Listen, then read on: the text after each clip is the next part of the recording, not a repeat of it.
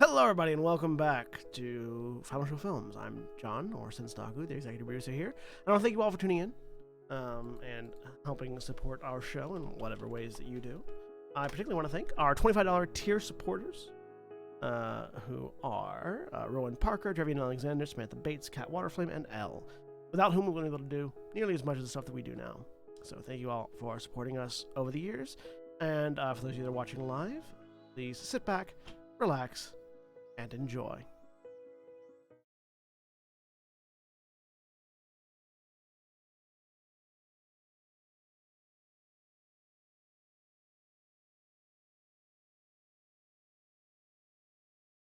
And we're live. Hello, everybody, and welcome back. Star Wars Twilight Nights Season 2. I am John Shinstaku, the game master for the evening, and joining me today is Jack. Hi, everybody. My name's Jack. I am playing Plunk Kikek, the Jawa consular sage and mystic seer. And I'm a roll some destiny and see what happens. Hey, two light side. Wow. Hey, can we continue rolling Destiny when we get back to Werewolf? Just like uselessly roll Destiny every session? No. Gaia does not care for balance in any way, shape, or form. I was going to say, that seems more like roll your rage, and that's how many auto successes you have on any rage roll you'll have to make throughout the session. Isn't that a bad thing? Yes. Could be. Really could be. Could very much be, yeah. Worm rages are a thing. And Mara. The best. Hi, I'm Mara. I'm playing Nerese, droid, consular, healer, and Niman disciple. And Destiny, one dark side. I've never thought about is that I don't have a very obvious Adam's apple. I've just sort of now noticed it. Anyways, that had nothing to do with anything. Me being ADHD. Also joining us is Jeremy. Hi, I'm Jeremy. I am playing Esty, Zeltron Shadow. And there's two dark side. And Holly. Hi, I'm Holly. I'm playing Avasia, Pureblood Sith, Geo Berserker, and a light side. And William. Damn it, now we can't be perfectly balanced. As all things Hi. should be. I'm William. I'm playing Corsarath, the Sith Pureblood Makashi duelist. There we go. All right, and as always, Black Lives Matter and trans rights are human rights. No matter what, some people. When last we left off, the Twilight Knights made their way back to the starport on Terrace, having escaped with their lives and 2 less limbs. From what turned out to be a Imperial mine layer droid. Sort of an ambush tactic droid that wasn't really an escape if the thing exploded, was it? I mean, escaped with your lives. That works. No, that's the sentence. Less that you whether or not you escaped it, more that you got away with your lives. Survival is a type of escape, is what we're saying. Yes. Yeah. You escaped death. Made their way back to the starport, only to be met by the Archon, Atafini, an Achani woman of significant presence in the Force. In fact, as the group of you are sort of approaching, you can sort of feel this aura of power emanating off of her, as the governor of the establishment is sort of like just standing off to one side, very clearly not like he seems to be engaged in a conversation that is not happening, and not in like an active way, more like he's sort of listening and like nodding his head and non-verbally reacting to things that are being said. That's very clearly nothing's being said. As she looks at the group of you, her golden eyes sort of taking in the 3 of you that are familiar and the 2 of you that are not.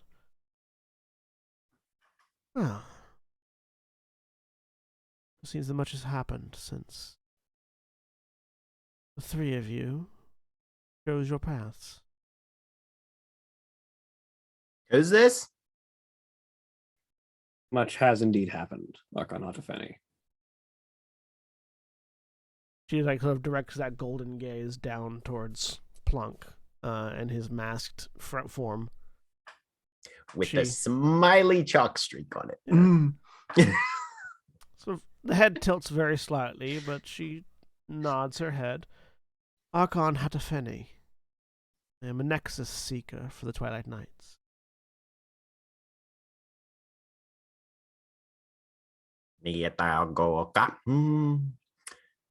Well, you don't have to do anything with my necks. She looks like she wants to say something, but doesn't, and just turns her gaze towards Esty. And you would be? A nasty. A pleasure. Looks over towards Nereus. I sensed you. Yes.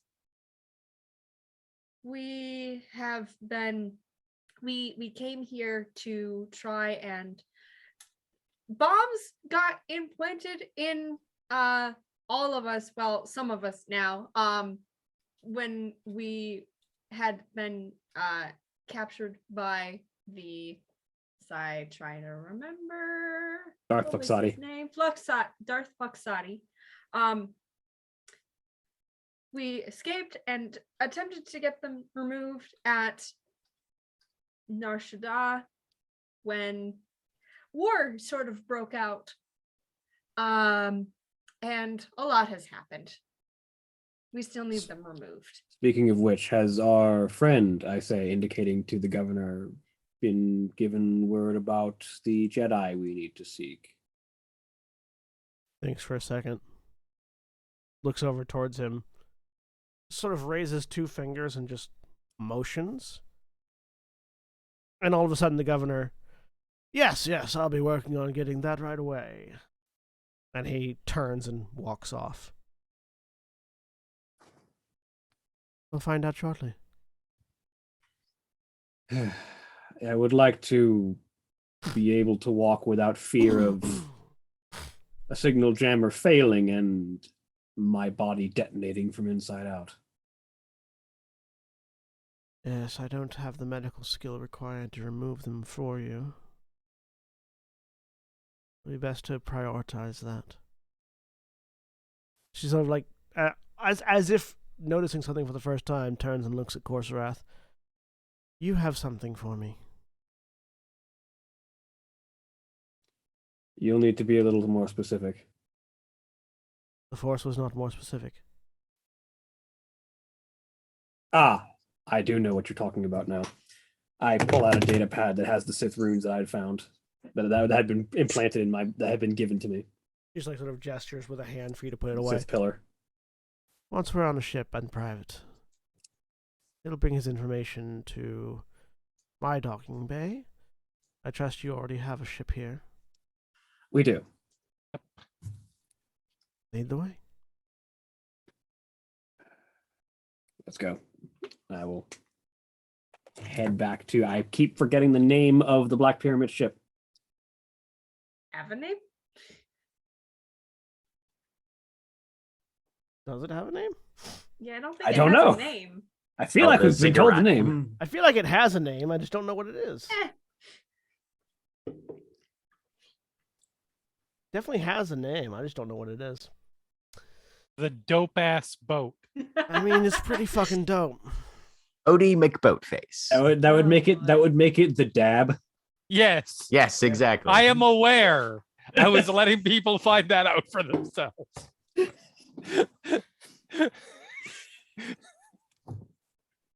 Why can't I think of the name of this thing? Plunk reaches up and kind of yanks on Avazia a little bit. Yes. Sir, we should eat something. Let's take her to the ship first. There's food on the ship. What was that? Nothing. You will get fed. We'll call it Shadow Law. Sure.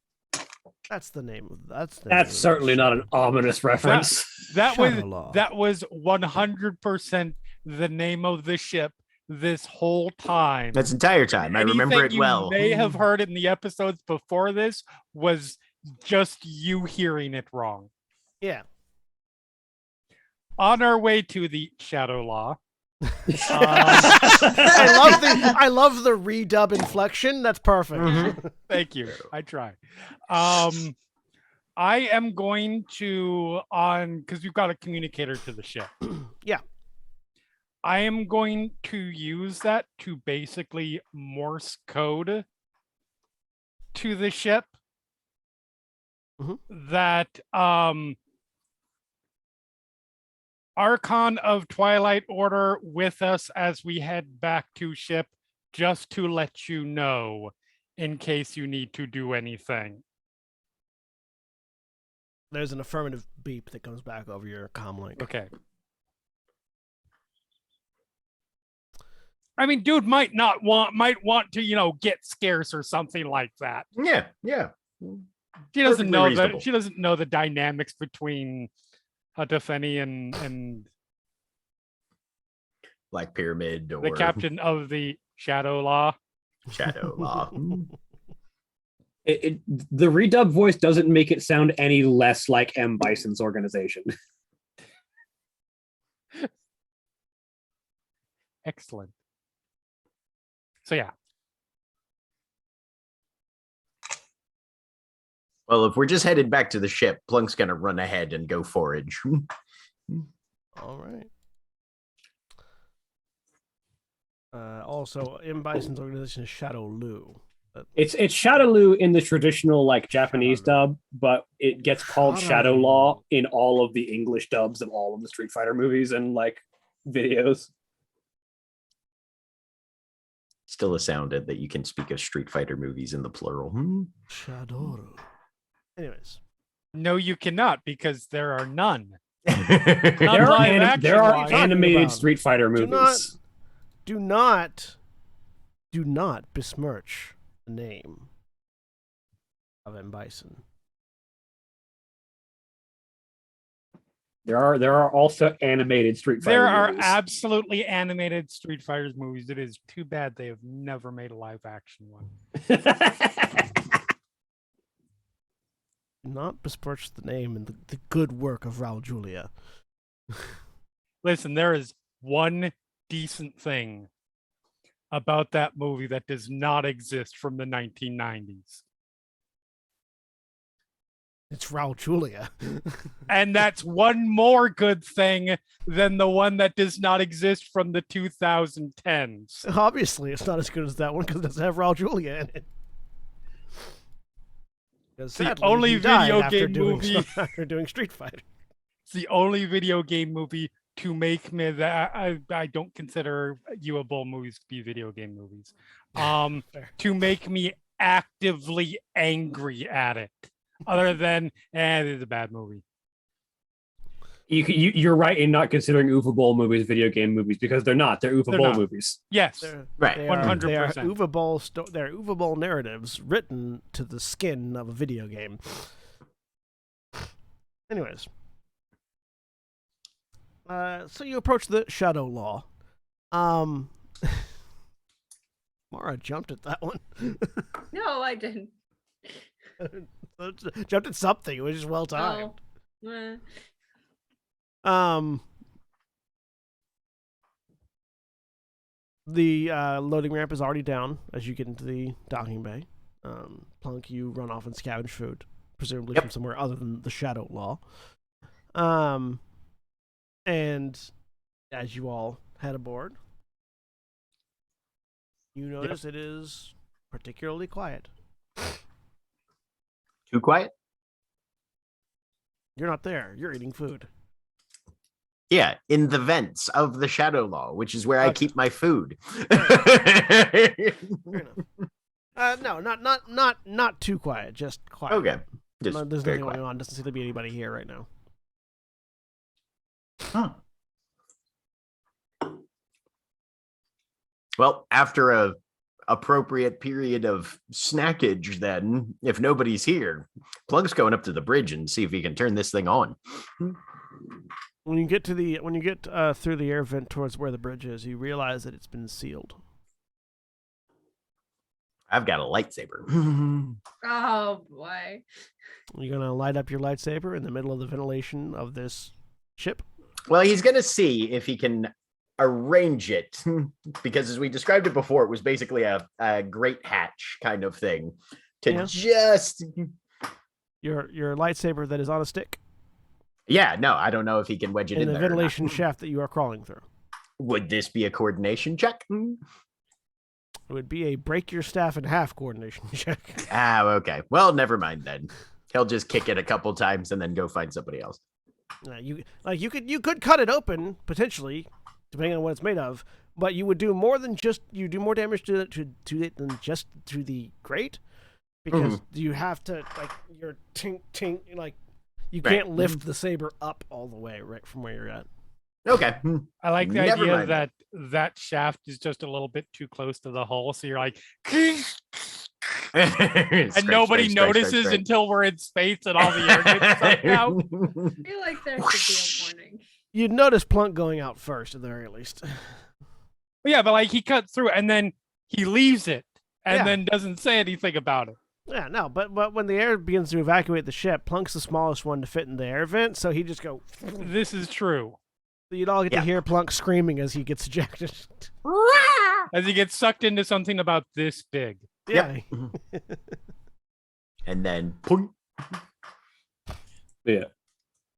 Korsrath will head to the hollow table and pull up his recreation of the pillar. As you all walk in, Hadafeni will pause as she gets to the threshold of the ship and look around. Sort of takes in the interior, doesn't say anything, and then follows after you to the table. Show me. I pull up the recreation of the pillar. Pull it up. She looks at it. She studies it for a minute, sort of just taking in the information present before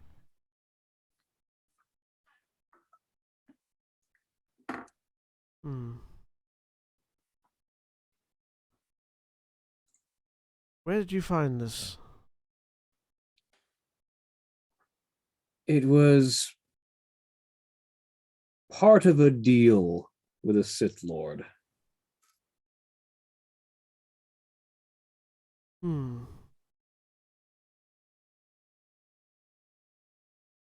She provided you the information. She mentioned that it might be a clue to whatever makes the Emperor's wrath what it is.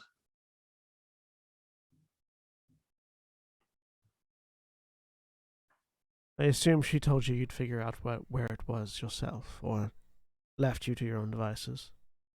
Generally. I haven't any trust for the individual responsible, considering they are now the new head of Imperial intelligence. She studies it for a good long while. This is a pillar of a temple on Korriban. A tomb on Korriban. Not one in the Valley of the Dark Lords. One older by far. Have you been there before? Only once. But yes.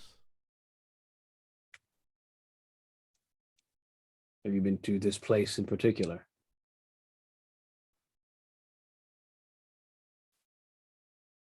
And she's sort of like just staring at it for a little bit, just sort of. It seems like she's seeing something that isn't in front of her, like she's visualizing a memory of some kind.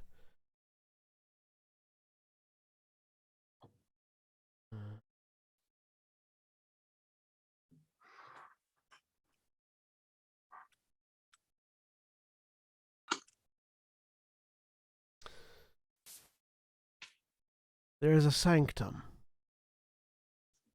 hidden on the other side of the planet from the Academy, in the middle of desolate wastes, surrounded by force-sensitive creatures that have been starved for millennia, left to roam in search of anything sensitive enough to be detected and devoured.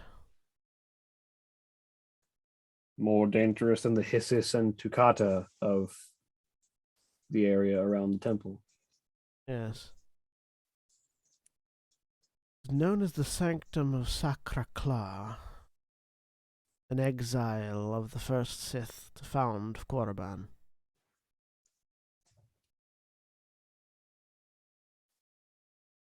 Constructed shortly after the first Sith settled on the planet, in search of the nexus of force energy that resides within it.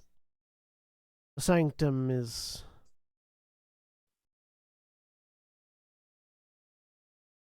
almost exactly opposite the nexus from the Academy.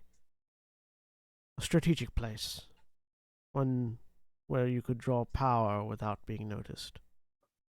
This is, forgive me, don't mean to interrupt here, but this is the thing we found out about the guy The Wrath, on yes. the, yes. Got it. Just want to make sure everybody's on the same page. Whatever you're looking for relating to the Wrath that is relevant to this location means that it's relevant to very few people, or known to very few people. This is not a place that many in the Sith Empire wander, nor is it a place that many delve or have delved willingly. Dangers of the surroundings alone make it difficult to approach, but the context makes it taboo.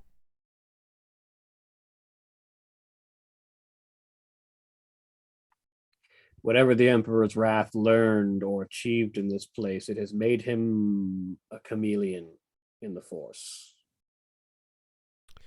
The Emperor's Wrath learned or achieved nothing here. What do you mean? The Sanctum is many things, but it is not educational. It is not a storehouse of knowledge. It is a prison.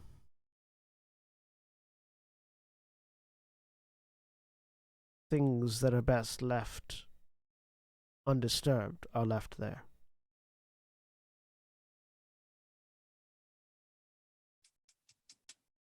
That's encouraging. The Wrath absorbed and then seemed to admit is the best way I can think of putting it. Nibashuza's power and Force signature, and then Jash's as well. Multiple people other people that I didn't recognize. When he followed us through the ship, I could sense several. It is like he is absorbing force power and then able to use it. She thinks for a moment and she's like absorbing this information. What you're describing is our abilities very similar to a beast that Sith Lord of old found on Korriban. Though, he sort of thinks for a minute. Most of them are dead, and none of them are humanoid.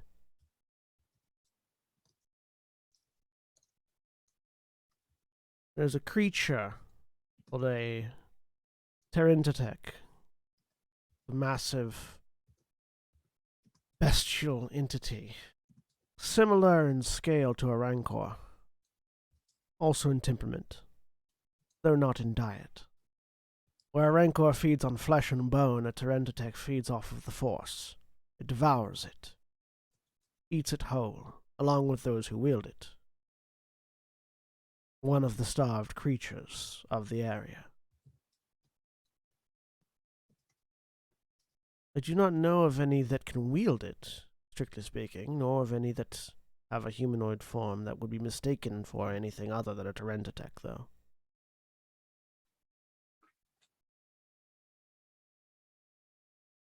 She thinks again for a little bit longer. You are right, and the answers to what you seek will be found here, though, says, gesturing towards the pillar.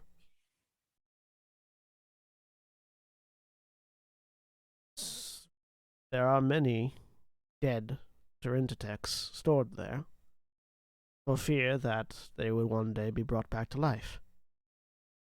Their bodies do not wither or decay as a corpse should. Not on Korriban, at least. The Force sustains them. Darth Flexati has been continuing his experiments on reanimating with the Force. Well, I hope he isn't able to bring those back, at least not in any sensible, controllable, in any controllable state. An army of Terentitech would spell doom for the Jedi Order, and thus the rest of the galaxy.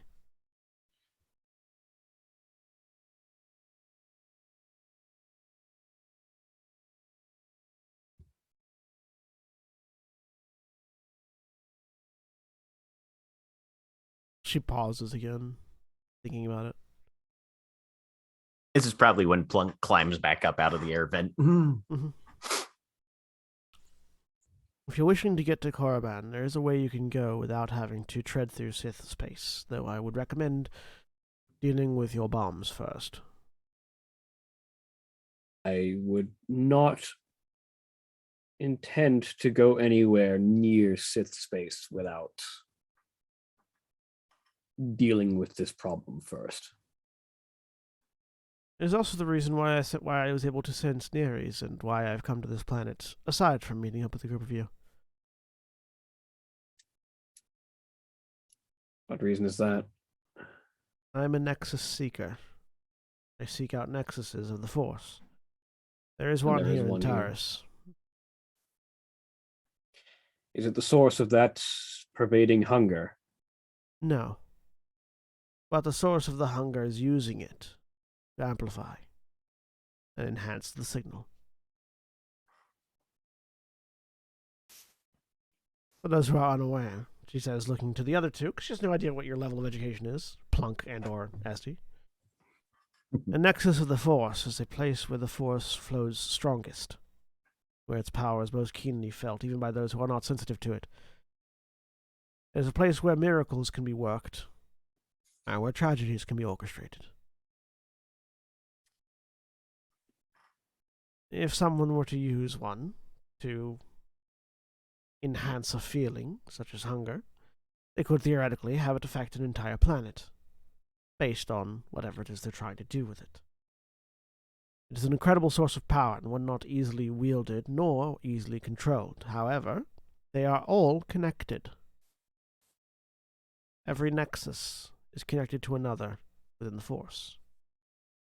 And if you are familiar with where two reside, you can walk them from one to another.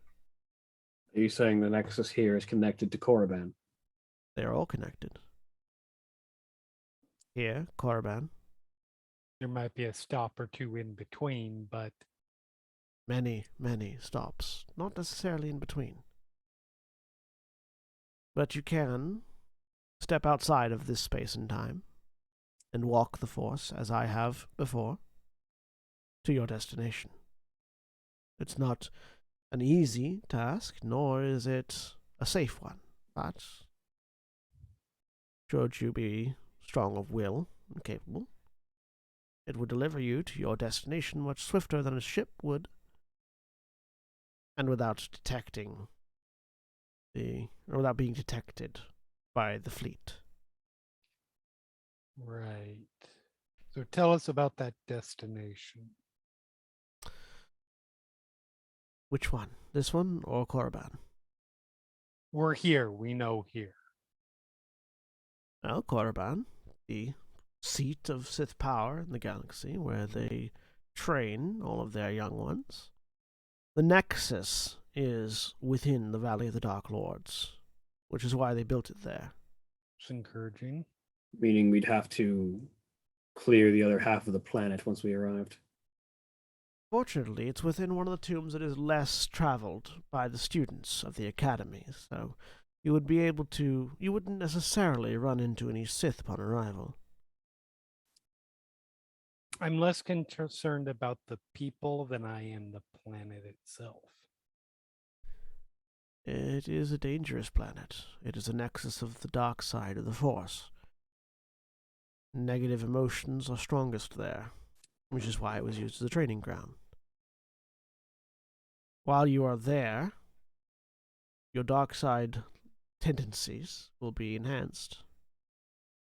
It will grant you strength for a time, but with that comes danger. The dark side is never more seductive than when it is at full strength.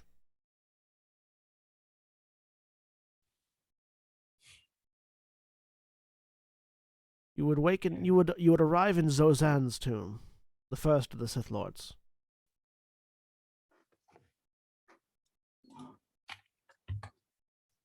Hopefully it's still dormant. Upon leaving, you would find yourself... She thinks for a second.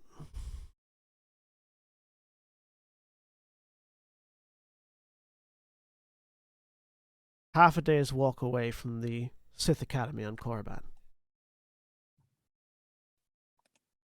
If you're able to find means of transportation, it will be a few days' drive by speeder to where the sanctum is. I can give you the location of the sanctum, but it will be useless until you're on the planet. Useful.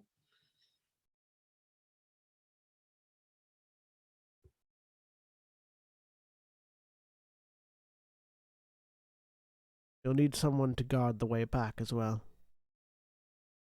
It would not do for you to leave only to return to Zogzan's tomb and try to walk away again for it to be occupied. Assuming that you are able to make it back from the sanctum.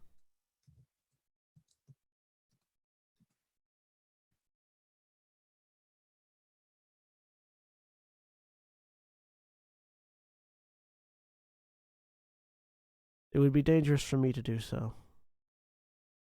If I were to step on the planet, it would alert many people. But, she says, sort of like looking off to one side, she raises a hand and just cocks a finger. And as she does, one of the walls that looks like it's just a fucking wall lowers. And you see Ronan sitting on the other side of it like he was listening, and he sort of like startles and sort of stands up straight. This one could help you. Blink waves. Ronan's like, hi.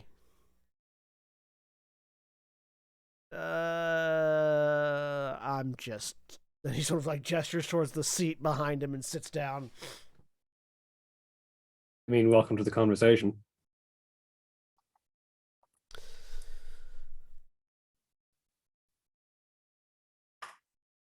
We have been walking around and along the dark side of the Force for quite a while at this point. I'm not sure we're ready.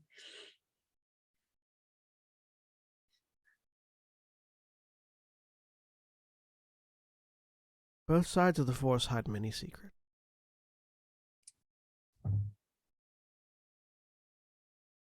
To find them, you have to be willing to delve.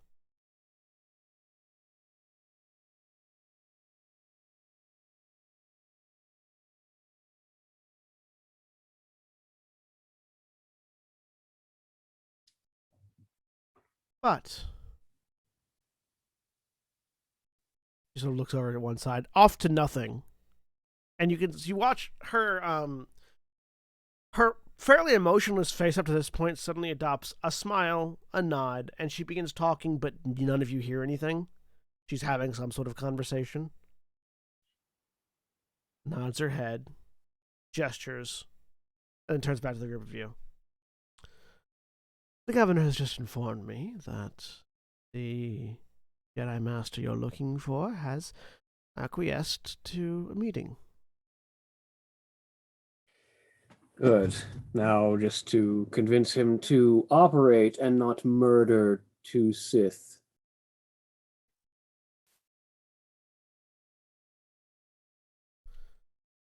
Well, we have been doing as requested. Indeed. I'm sure you will find it a little bit easier than you suspect, considering that these are not these are not the most dedicated of Jedi. What was that, Plunk? Plunk just said dogmatic. Yes.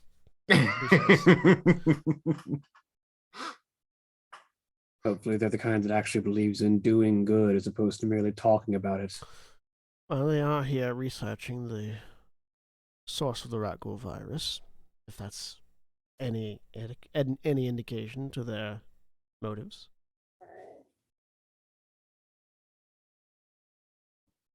Not particularly, considering we found the ancient vaccine and got it to them in the entire time that they've been doing research. Yeah. Well, They're not very competent. the vaccine you located is not what they've been researching.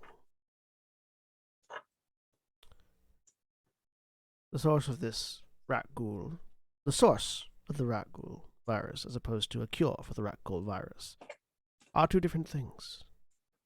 Fair enough. Nonetheless, I don't think it's going to get us any better vantage by waiting on it. I think it's best to do it quickly. But you're looking for Jedi Master Janavis and Sake Panaka, her apprentice. Is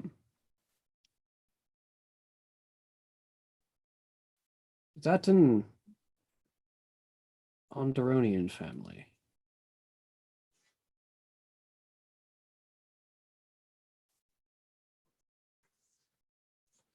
Which one? Naboo. Panaka. I swear I've heard that noble name in Sith intelligence at one point. Panaka was at one point in time a Nabooian family. Though not of one of any note. Nonetheless, we'd best find them. Sure. You will find them closer to the nexus of hunger on this planet than away from it. It seems they have gleaned some aspect of the source being related to the Force Nexus on this planet. I will remain here in the port and study the planet myself for a while. Should you need any assistance, please call. Of course. Thank you. We appreciate your assistance. She nods. And she sort of glides out of the ship. As she does, Ronan leans out the door, following after her with his helmet. And when she's distinctly past the door, looks back at the rest of you, goes, "Okay, so who's the scary chick?" She's one of Archon Hatafeni. One of the Twilight Archons. She's a friend. The leading council of our former Wonderful. organization. He's a friend of theirs. Cool. Close enough. So, what's up? I only heard a We little have bit. Fine, a little bit. Something Korriban, something Nexus, something walking to Korriban. There's a nexus here on Taris. We're going to need to walk it to Korriban to find the temple on Korriban that houses the secret of whatever the hell the Emperor's wrath is. Potentially learn a way to defeat him. And from there, we're probably going to need someone to hold the door on Korriban so that we can get back.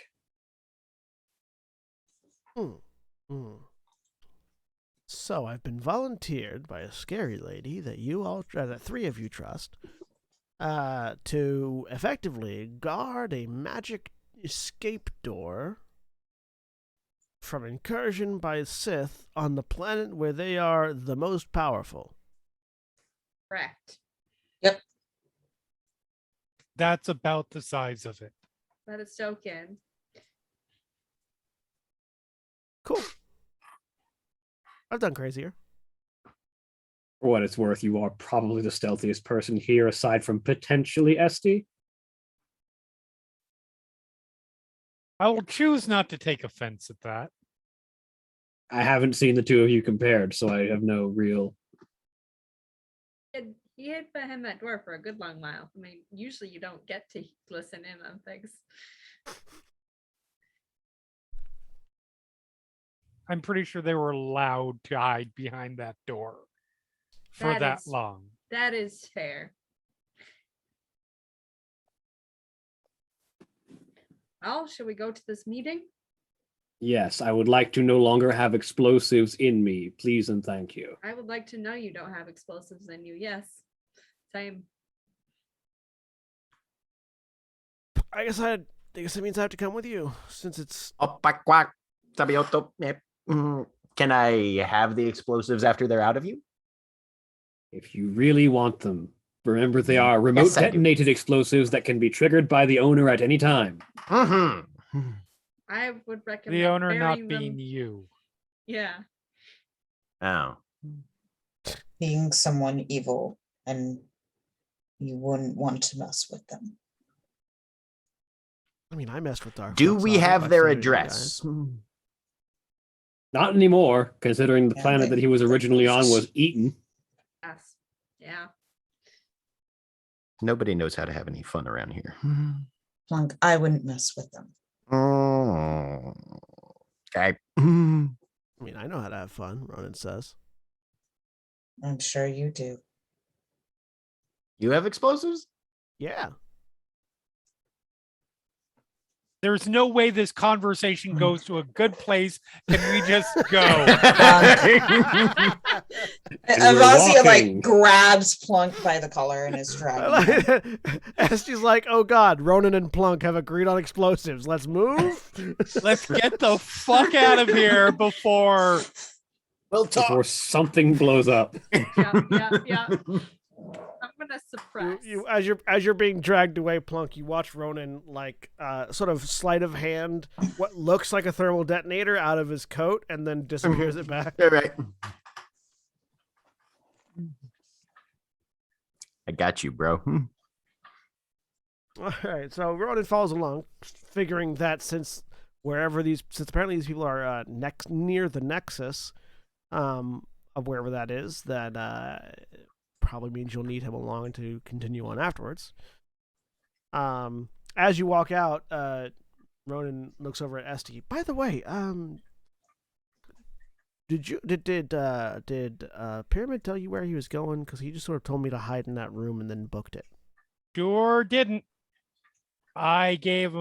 We were not exactly in a detailed verbal conversation about this matter. I just gave him the heads up that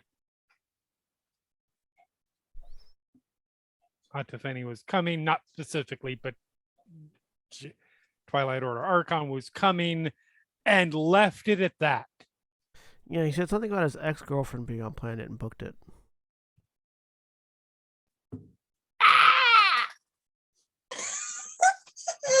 Awkward.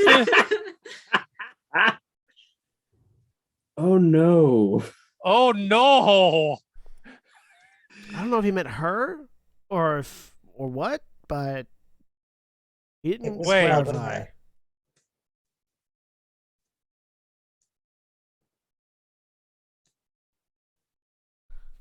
How I- many that scary of exes does he have? I don't know. At least two? If you count Hatafeni, then yes, there would be 2. Or maybe there's not. That's my point. Maybe there's only one, and we need to be very scared at the moment. No, there are at least 2. There's Hatafeni and my mother. That's what I'm saying. See, Are if we it, sure? if I it am were his fairly mother, certain- Black Pyramid would have warned him. I am fairly certain that Hatafeni is not my mother. Okay, I feel like I'm speaking a language you don't understand. P. Korsarath, she's saying maybe your mother is on planet. Thank you. I feel like I would have been very aware of that by now. Yeah. And again, Black Pyramid would have warned him somehow. Maybe.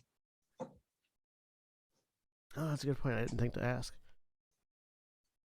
Like, You never maybe he do. didn't have time and was just like, she won't worry about you. You're small and insignificant because, you are.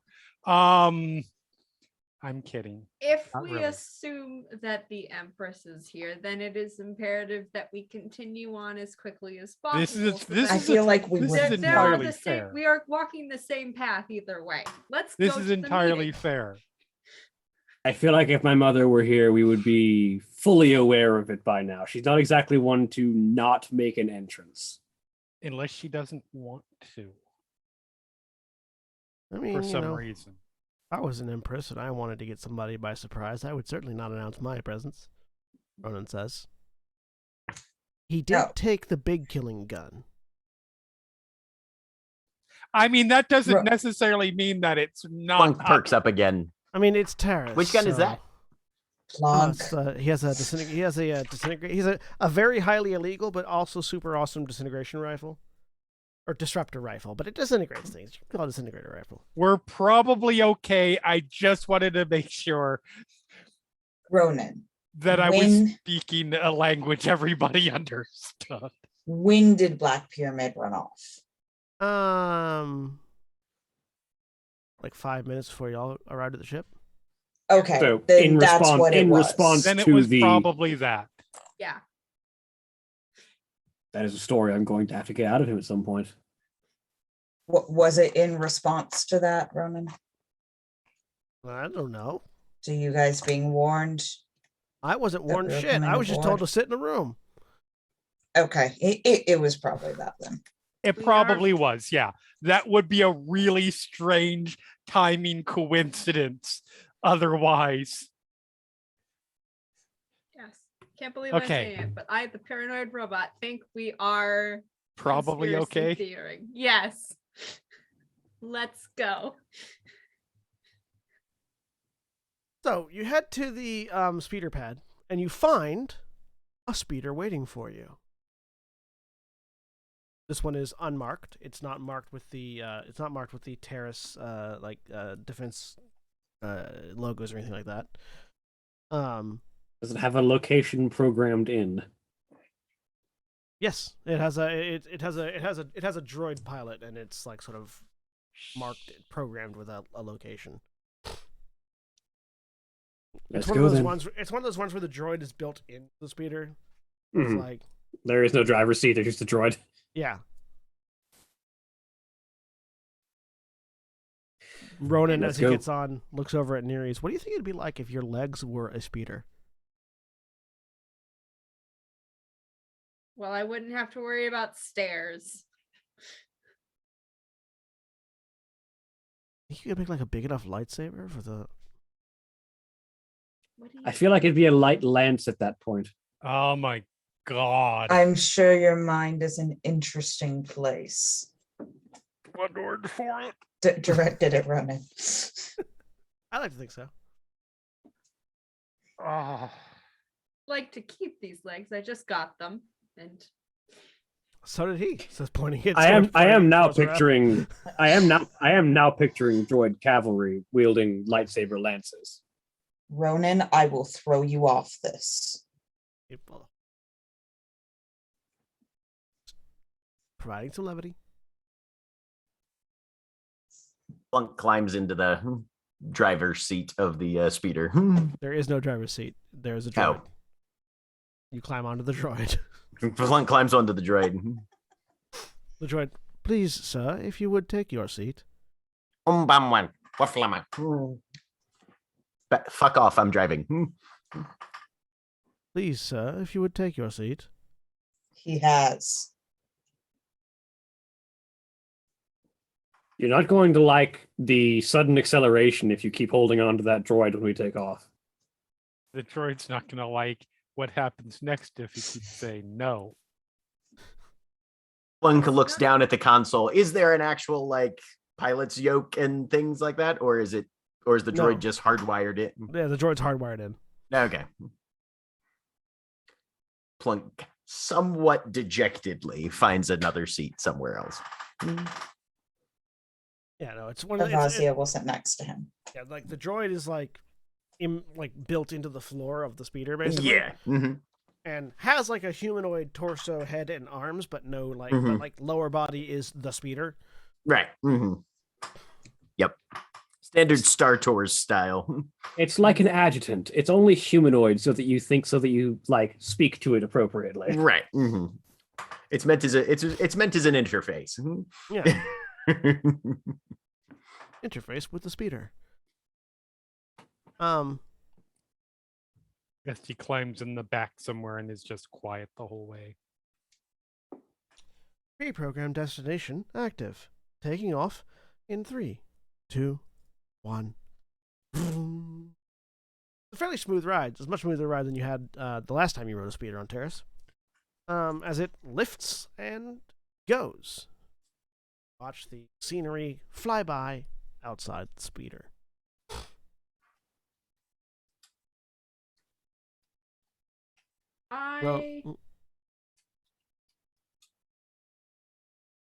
I would like to use my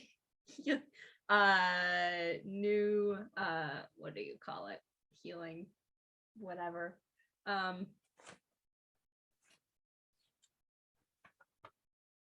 Improved healing trance if I can on the journey to get rid of my critical wound. Is this long enough? You had previously indicated that you were concealing yourself. Suppress. That's Suppressing? right. Okay, So never you have mind. to Yeah, I'll do unsuppress. that. Yeah, I'll do that along the way. As soon as we get like So- close to civilization, Yeah. I'm gonna suppress And to again. give you an idea of the way it works, you have to commit for a scene. Okay. The transition is not a scene. The scene would Okay. be when you get wherever you're going, and from then on until there's Gotcha. a break. basically. Okay, never mind. I'm just suppressing.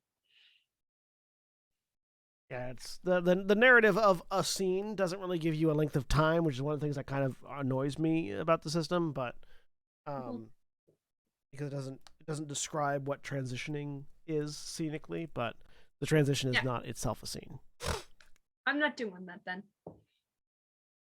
So you transition from the spaceport to a location. The speeder eventually, unless there's any conversations that y'all want to have on the way there. Avazia is sitting next to Plunk. Mhm. He just kind of reaches out, pats her hand. Nieta sugai bana. No biting, okay? Yeah? Good? She'll just look at him. No promises. I got you.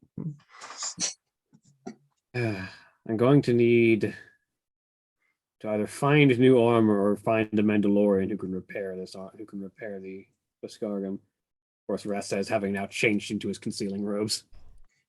Ronan goes, I know a guy. You do? Yeah. How hard to find? Not hard, but you have to be on Mandalore. So hard to find then. We could go to Mandalore. We'll add it to our list. I feel like I'm walking into a dangerous situation without the armor that I had previously. Would you I like mean- mine? I do not want to take your armor from you. Would you like my armor? Out of character, you're way more durable than I am, even without the armor. But Yeah, no, that's why she's willing. She's also hit a lot easier. She's fine. It'll be fine. Esty from her spot in the back finally speaks up. Yeah, but one of you accepts being healed. I'm getting better. Yeah. Plunk's and- just sitting there like a toddler who's watching his parents have a weird discussion that doesn't really apply to him.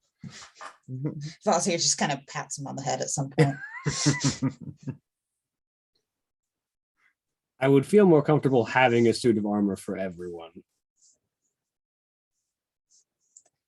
You can Fine, take you can mine. have my armor. Jesus. You don't.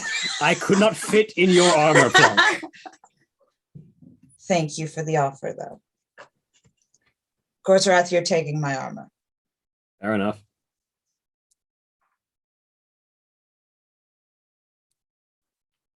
Is there enough room for her to take the armor off and you?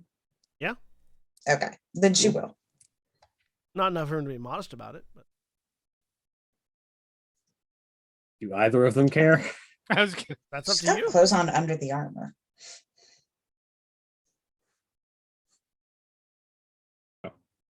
We will Plunk has trade a out question. Yes, Plunk. Oh, well, actually, no. Plunk probably needs to make a knowledge roll because he is a little bit. I don't know if sheltered is the right word, but. Yeah, no, Plunk doesn't have a question. Ronan, from his seat as you trade armor, goes, word of advice, never mention that if we go to Mandalore. Yes, I understand that Mandalorians are quite severe about their armor. I mean, the fact that you're wearing a Mandalorian's armor in the first place is grounds to shoot you, but trading it around, that's like ceremony level bad. I don't care. We will add it to the list of 20,000 reasons we would be shot on sight by a Mandalorian. Yeah. I mean, to be fair, they'd shoot me too, but That's kind of what they do. I feel like most people would shoot you, Ronan. not always. They also stab, and sometimes cook a very good svicha.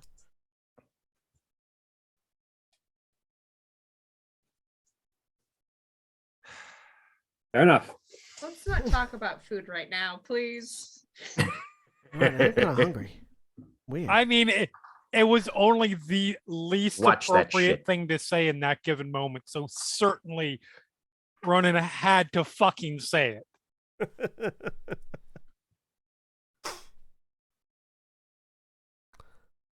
When Neri says, let's not talk about food right now, Avazi is just going to look over at Essie and wink. I provide battle meditation. Oh boy. Oddly, none of you the hunger returned once you left Hadafeni's presence. But you feel strangely reinforced against it as you're traveling, and you don't feel any of those sudden spike in urges. It doesn't feel Let's like not it's push gonna. It doesn't seem like it's something that's gonna last forever, but at least for this trip, you seem to be reinforced against that hunger. This actually provides a good segue. Do we want to talk about the idea of going to fucking Korriban? What's Korriban? Because I feel like this is a conversation that needs to happen. Otherwise, it's just going to be assumed that we're all good with going. That's Yeah. fair. Yeah, that's Korriban is the Sith Academy world. Where Yeah, new let's Sith are not go there. trained. Unfortunately, going there is the only way we're going to figure out how to deal with the Emperor's wrath, who is not going to stay put and not get in our way again. You're not wrong. I recognize the need to go there.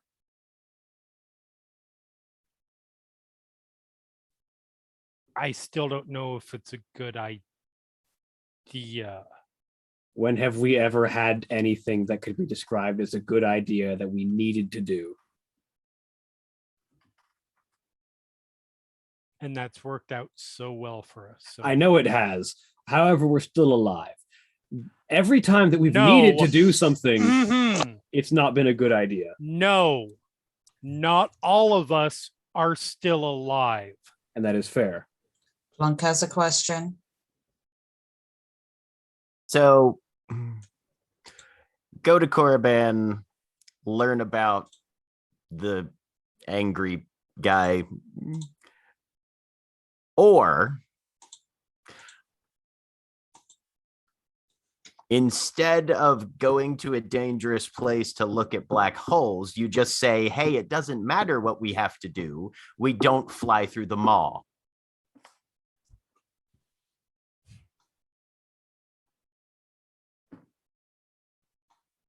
You've lost me on that analogy.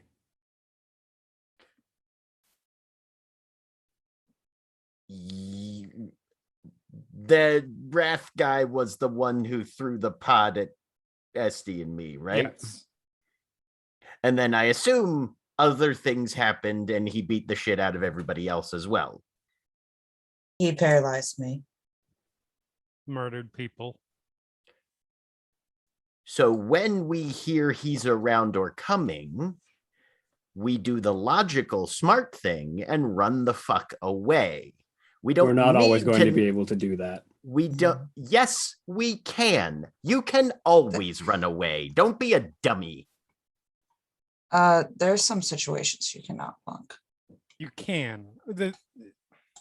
In general, you can. That said, I'm a couple minds on this. On one hand, he needs to go down and needs to be stopped. And By us, though? who else? Isn't there like a whole big chunk of the galaxy that's at war with his side? With like fleets of ships and shit? And they're doing so well so far. Fair, we don't really know. Haven't been in the war zone. Also, from my understanding, the objective of most of the Republic is to stop it from being a war. Mm-hmm. There is a certain amount of appeasement that is probably going on. Appeasement works. Appeasement is a good idea. That's why they Appeasement- do it. Appeasement might work for some of the Empire. As we've seen, however, the Wrath does what he wants, and eventually that's going to be getting in our way. Yeah, like a black hole does what it wants. You don't understand it and try and fix it. You avoid it at all costs, and you keep an eye out, and you make sure you can see it coming. Problem with that is that black holes can't move faster than you. If we can stop it, if we can stop the Wrath, and we choose not to, what he does is on us. It's not on No. us. We're not. No, let me rephrase that. We bear a certain amount of responsibility. If we had the capability to stop him, and we don't.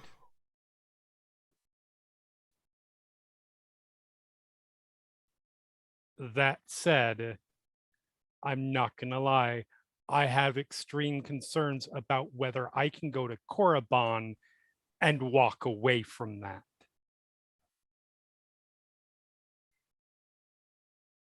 If you desire to stay behind, I will not stop you. Well, Ronan speaks up.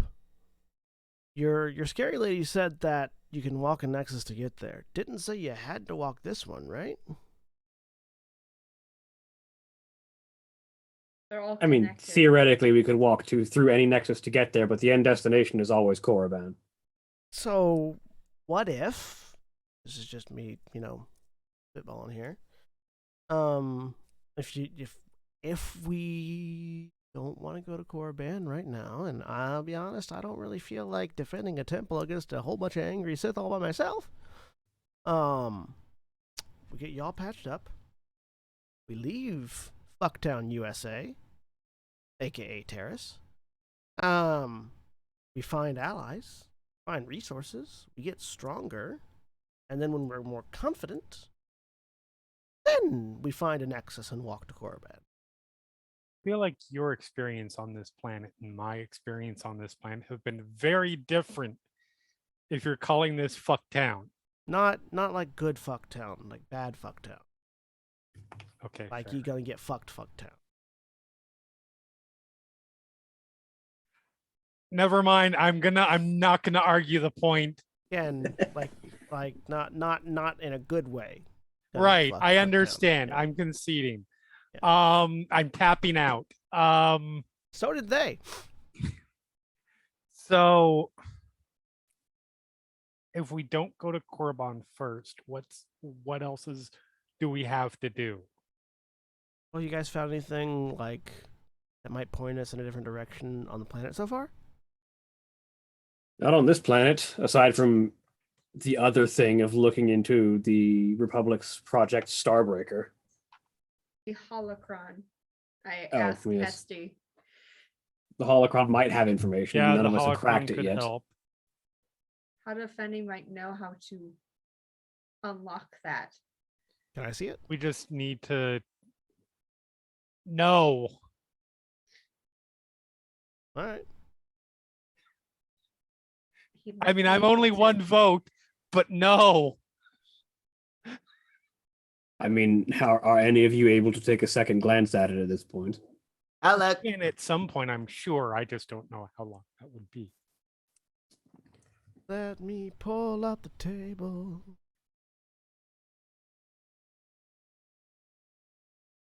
It's a lore check, which means I'm never really going to be great at it, but I have 2 yellow dice. I think that puts you ahead most of us. Hedge of the Empire. At least I believe it was a lore check. I don't remember. Yes, it is a lord check. It's a lore check. It's difficulty 3. That's the thing. It's not an impossible roll. Even Okay. for me with my 2 greens. Hedge of the Empire. It's where you play Changeling in the fourth. Sort of- Let's see. No. I see what you did there, Mara, and I Mara. respect it. Thank you. You couldn't give me one last Wednesday without that pun. Just preparing you. So to say, you're about to be in a game with Craig every Wednesday again. I know. I was treasuring it. That sounds really bad. I'm really excited for Craig to be part of the game. You were treasuring the lack of puns. for one last Wednesday.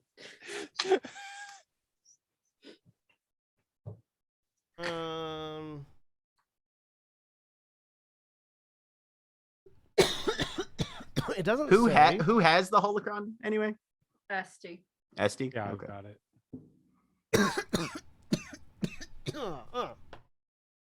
Don't die. It actually doesn't say when you can try again. So I would say that after a sufficient amount of time you could try it again. So yeah, I'll say that this is a good enough time for someone to try All it right. again. If you would like us to try again while we're sitting here on this ride. Fuck it, I'll give it a go.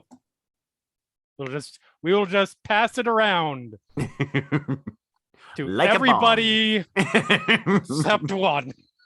Diff 2? Diff 3. It's diff 3, so here. Watch Esty What get on else the are we first gonna try. spend? What else are we gonna There you spend? go. Light side points on this game. It's not like, we won't randomly be attacked by your mom at some point. Because you said it. I mean, You got there. Ah! There you go. like, okay, let me drunk. See, you sit down. Sit down, you put it in your lap, and you focus on it, and you pour yourself into it through the force. And now that you're not recovering from being injured severely, Right. you're able to focus on it a little bit more, and you can sort of see the intricate patterns that the force flows through in this device. And as you focus on it, you actually, the rest of you watch after a few minutes of focus, the dodecahedron, each of the faces click extend out, turn, click back in, click, extend out, turn, click back in. It does this a few times, sort of in a rotating pattern. And that's when the Cenobites show up. Ooh. Then Pinhead. No. You've completed the laminate configuration, and I have come. And then after a few more of these, the upper half of it clamshells out, revealing a hollow projector that lights up, revealing a figure. This figure is dressed in very similar robes to what Plunk is wearing, and wearing a very similar mask, except instead of what is very clearly a Sith mask, it is much more Mandalorian in style. It's got the T-visor on it, the hood coming over it, sheltering it out. And but otherwise somewhat similar to mine. It's got a red smiley face. And... No. Oh, okay. Damn it. Esty, you're the only one that gets any information from this holocron, as it sort of speaks directly into your mind through the Force. But thanks to successfully activating the holocron, you gain a point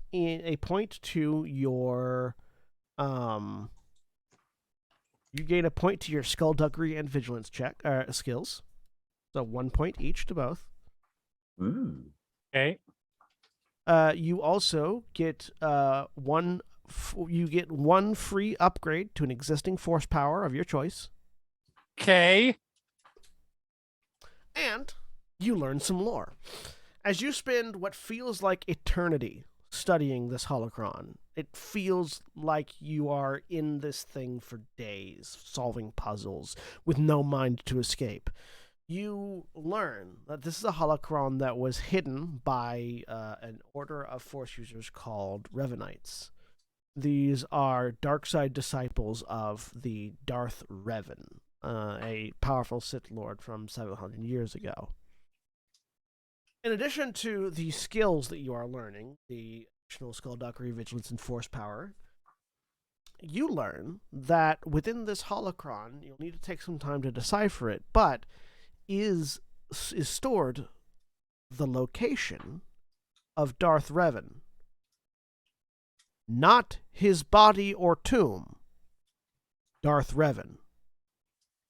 The holocron indicates that he is alive, being kept alive by the Emperor, but alive. And the holocron indicates that the Revenites seek to rescue him. And you have relevant information now for where you might find him. And you sort of blink and come back to... For the rest of you, the speeder is beginning to touch down. It's been a few hours that Esty's been staring into this holocron. In the meantime, Plunk would have at least waved a hand in front of her face a couple times. No reaction. There he is. Is she okay? Have I seen this before, or do I know what this is? You've been told about holocrons before. Depending on all holocrons are different. They're all activated in different ways depending on how it was created or how it was programmed. This seems like basically Esty is in a trance communing with the holocron, so probably okay. Yes, I think she is in a trance. She's activated it. This is good. Hopefully, what she learns will be useful. It's good. I hope I don't get a sudden hunger to eat her again. Holocrons are repositories of knowledge. This kind of trance is not unheard of for one that has a particularly vast store. Hopefully, whatever it has is useful.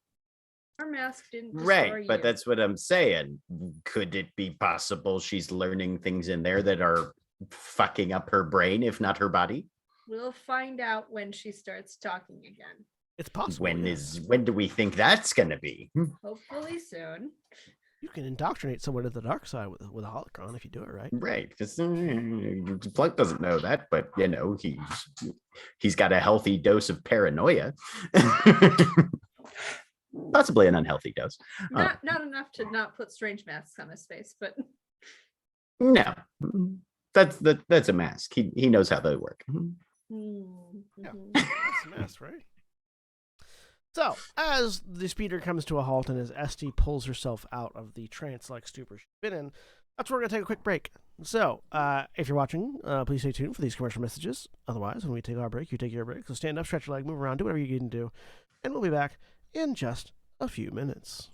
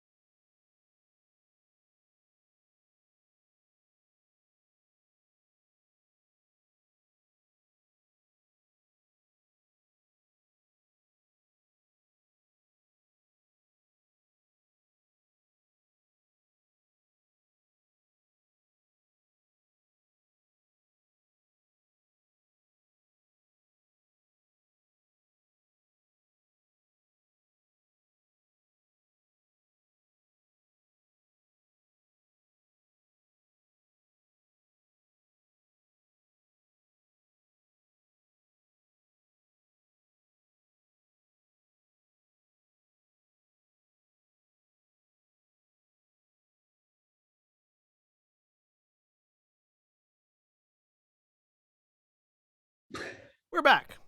A dinosaur story.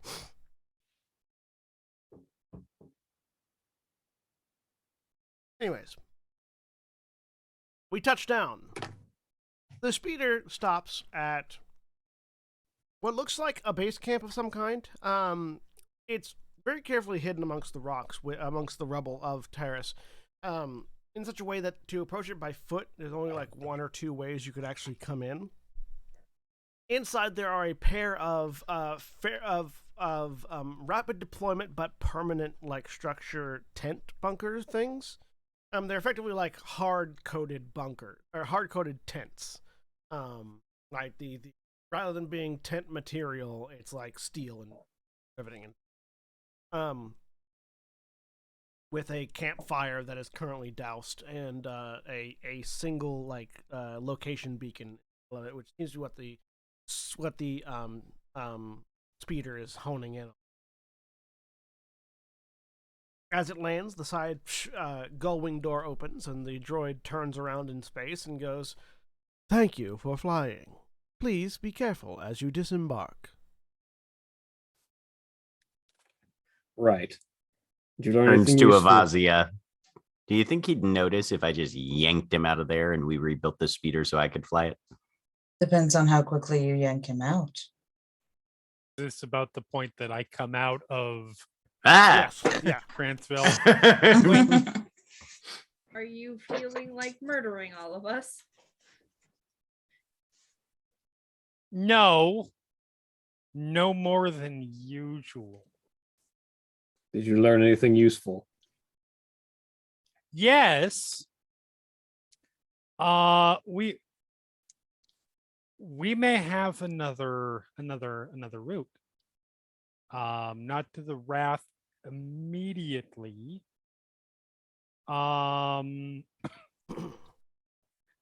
But you ever heard of a guy named Revan? Have I?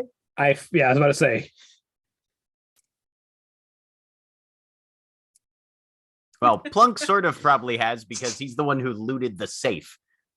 Make a Tim history might be check, choking. Revan. Is this Avast lore Gate or Course Wrath. education?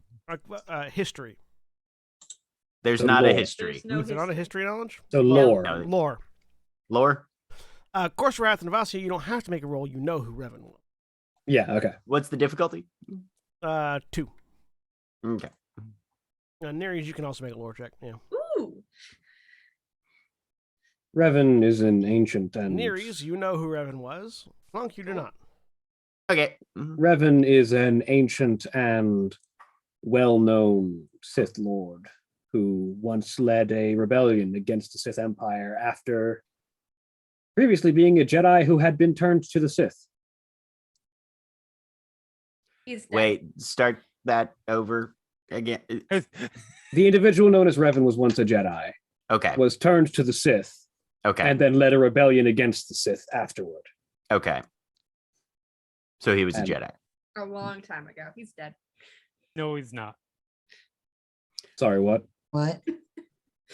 He's a dead Jedi. Okay. No, he's not. He's a He's living. Jedi. Explain, live- Esther. Thing Jedi? So when there's this state called being dead, and then there's the opposite version that's called being alive. It's been 300 years. Please explain how Revan is still alive. Okay, that I don't know, other than the Emperor has something to do with it. Of course he does. So he's a Sith who's alive. No, he is imprisoned somewhere. You're gonna need to show me a map. Plunk I know pulls a where. map out of it. It's a map of like somewhere on Tatooine. Yeah, I need Hang on. a galactic map. You Course Rat pull- mother. Corsarat pulls out his data pad and pulls up a galaxy map. He's trying to help. Avazia will put an arm around Plunk. Needs to make a coordination check to see if he can refold a roadmap. Yeah, Corsarat pulls up a data pad and pulls up a galaxy map. Should be a Oh yeah, he's good. I will point wherever I know it to be. So you indicate on the map. Done.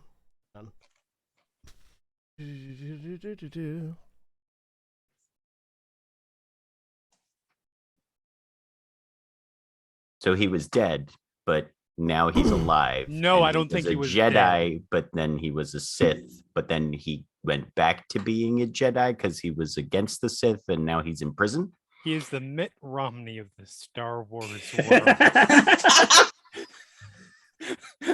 So he's a space Mormon who Look, at least I mean, he when does Revan, have a cult around him. I mean, so- yeah. But at least when Revan waffles on something, he means it.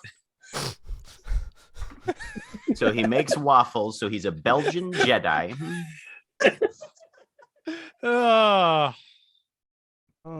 But no, he was apparently this thing was this holocron was hidden about 700 years ago.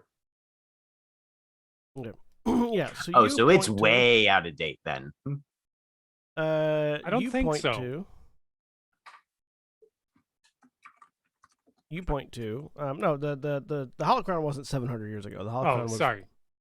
Probably like 200, maybe a couple hundred years 250. ago. Yeah. Okay. Buried here. Because Revan's actions and his disappearance were about 300 years ago. Yeah, it was actually like 100 years ago is when it was buried. It was before the Terrace Restoration Project got into full swing, but not Okay. too far. Only a century. Never mind. Yeah. That's like 12 generations. Yeah. So you point to the Maelstrom Nebula in the Outer Rim.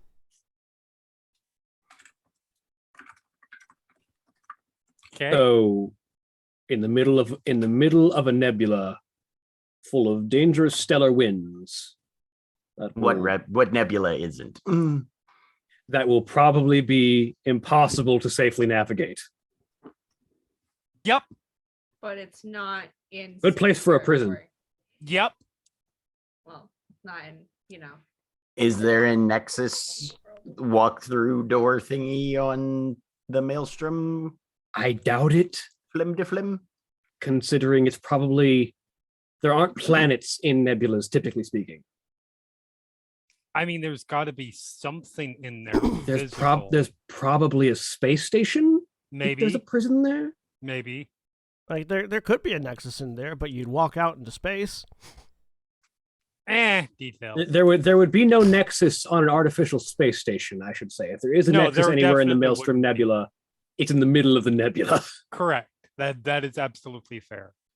But yeah, apparently his cult is looking for him.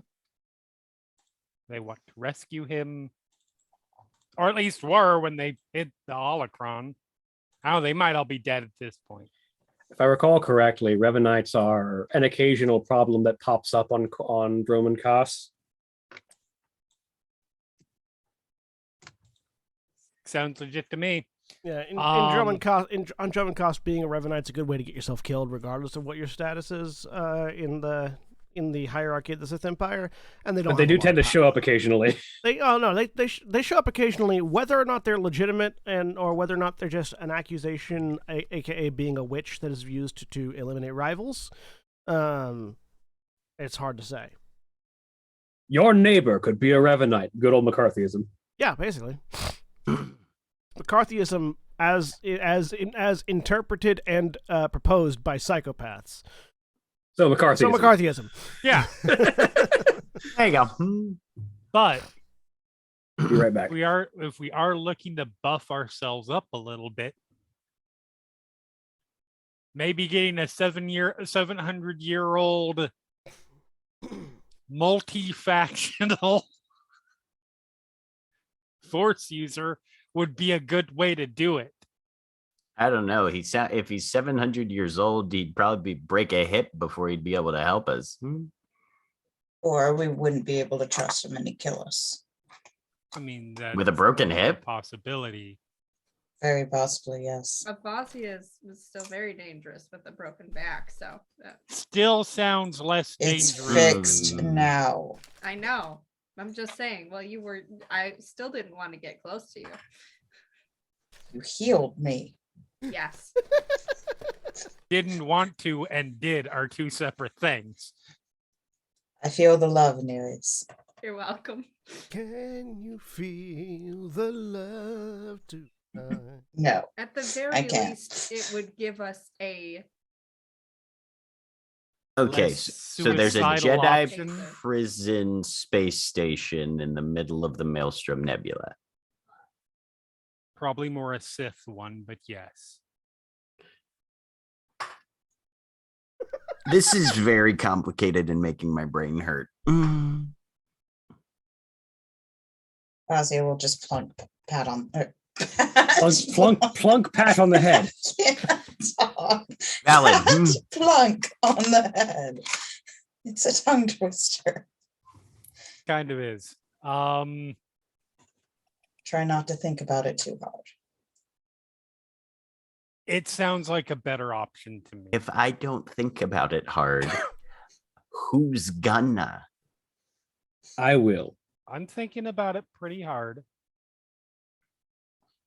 I'm thinking about the option between that or Korriban.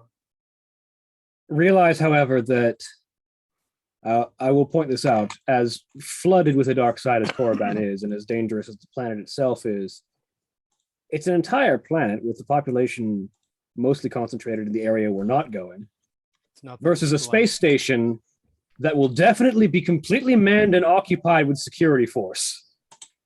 You're not wrong. It's not the people I'm scared of there.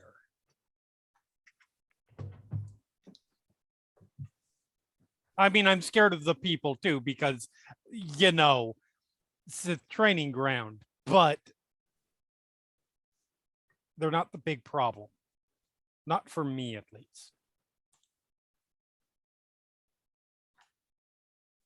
You will definitely be walking into another situation very similar to the one we just got away from. Corsaireth, where's your cousin? I don't have one. He flies the ship. Oh, Ronan, No. Ronan's boss, your cousin. my father. Oh my Oh. God. Yeah, where's he? Presumably hiding from Hatafeni. He seems to know everything about everything. Maybe he could tell us which one of these is the dumber idea. Possibly. I mean, they're both equal. Well, I wouldn't say they're necessarily equally dumb, but they're both super dumb. As I Yeah, said, but if every- they're dumb, everything they're that- definitely dumb in different ways. Nothing that Ronan. we have needed to do has ever been a good idea. Ronan, correct. off to the side, goes, so your options are dear. invade the training ground of the enemy and fight off hundreds of Sith to find the secret to the Emperor's wrath, or invade a top-secret space facility to rescue one of the highest and closely guarded secrets of the Emperor of the Sith. Uh-huh. You have a shockingly good grasp on the information, Ronan. Or we could go back home. Narshada? Where's home? Tatooine. Your home. You could go back home. Yes. I'm not one for desert planets, unfortunately. Sounds like somebody who's never given a desert planet a fair shake. I hate sand. No. It does get everywhere. No. That's on you. Do you think you'll find your answer there that you're seeking? Me? Yes. What answer? The answer you're searching for about what happened to your former. Yeah, no, I'm giving up on that. This galaxy is fucking horrible and I don't want to be around it anymore. I understand. Yep. At least back home, I know where the Sarlaccs are and I can throw them over the dunes when I feel like it rather than having to do it, you know, just because otherwise it's going to eat me. If you would like to go home, you are welcome to find your passage there. I would, but no one will let me fly a goddamn ship around you people. Was that the whole reason you wanted to fly a ship so you could fly us to Tatooine? Yes. I feel so much better about my decision to not let you fly. Okay. I don't blame him after everything we've been through. I don't either. I don't blame you. However, we have our own places to go that are not Tatooine. Oh, you I wish to wasn't return to saying you had Tatooine. to stay there. I was just inviting you if you wanted to have a place to hang out for a while. Thank you. Fair. Okay. I retract and apologize.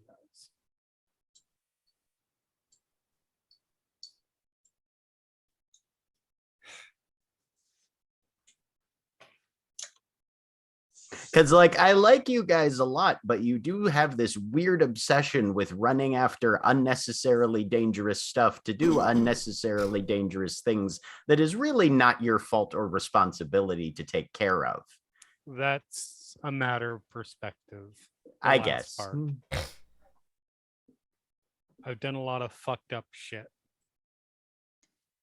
So yeah, I feel some responsibility. Well, if you ever need a sandy patch to hang out in a place where nobody's going to ask you to do any fucked up shit you don't want to do, I know some candidates.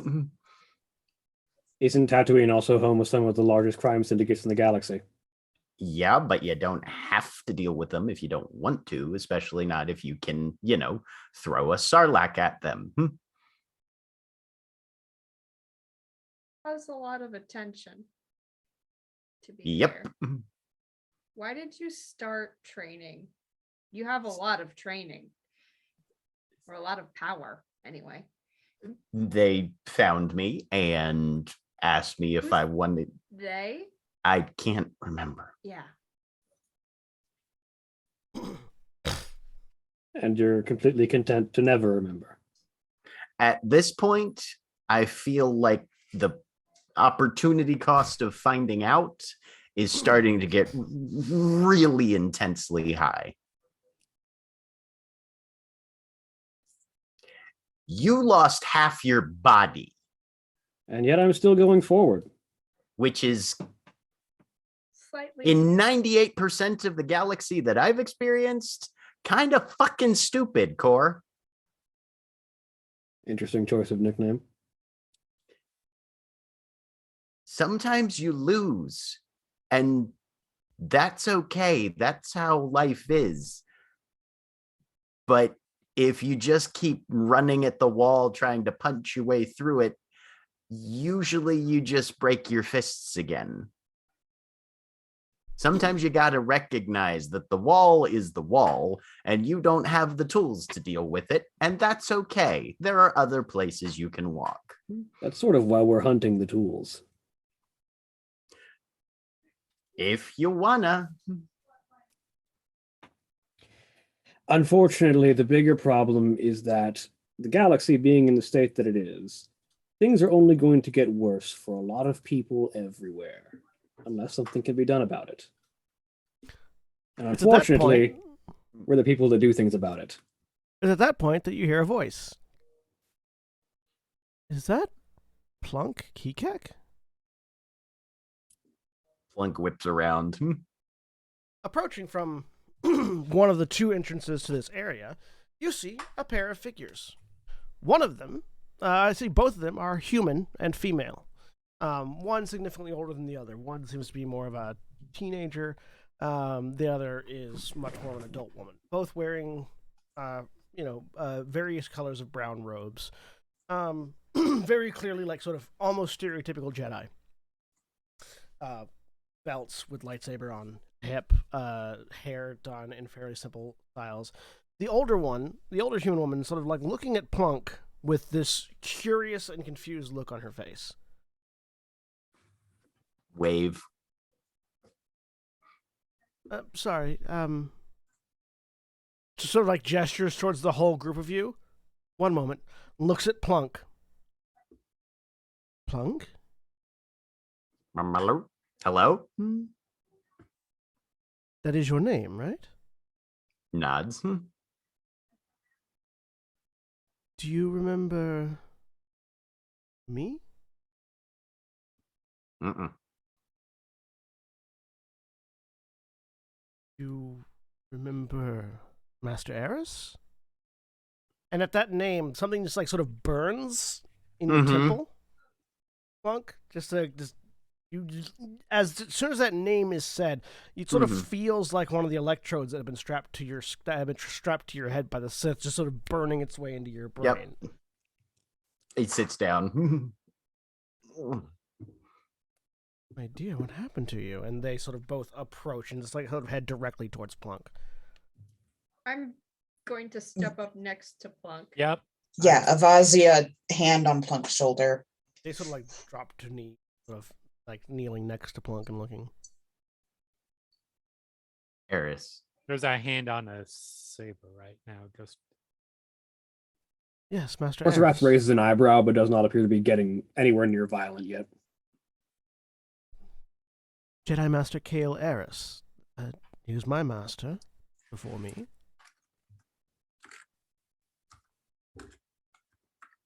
He That found one you on- hurts. Why does that one hurt? I don't know. He found you on Tatooine.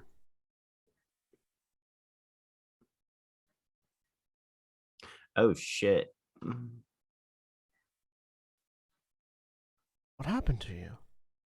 I got tortured a whole bunch. Sort of like holds a hand out, and you feel this force power emanating out of your palm. Mm-hmm. And you can also sort of feel this very gentle, for whatever reason you all associate the color green with it, pulse of energy sort of like flow out of her into Plunk, and just sort of, it seems almost like she's scanning him, if you were to borrow a phrase. Oh dear. You've spent some time in a Sith facility, haven't you? Mm-hmm. You know how long?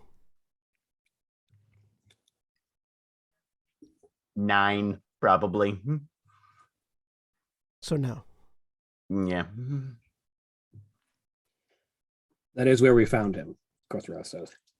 find out the answer is like 600 years. You should have Right. been dead so many times. Many over. times. And they wouldn't Yeah, have they done just kept recycling me. It's all good. I mean, apparently there's precedent for that. Who are you? Oh, pardon my manners. She stands up and looks at the group of you. I assume that you are all the individuals who are asking after us. I am Jedi Master Janavish. This is my apprentice, Sake Panaka. Pleasure. She looks Hi. at. She looks at Plunk. I was the apprentice of Master Kale Eris, who told me about a young Jawa with incredible potential he had found in his wanderings. We've met once before, though it seems you don't remember it. I have a lot of holes in my memory. I think Eris is dead. Yes, he is. We felt it when he died. Sorry. Kale Eris was a great man, but all of us must have our time. I'm most sorry for what happened to you, Plunk.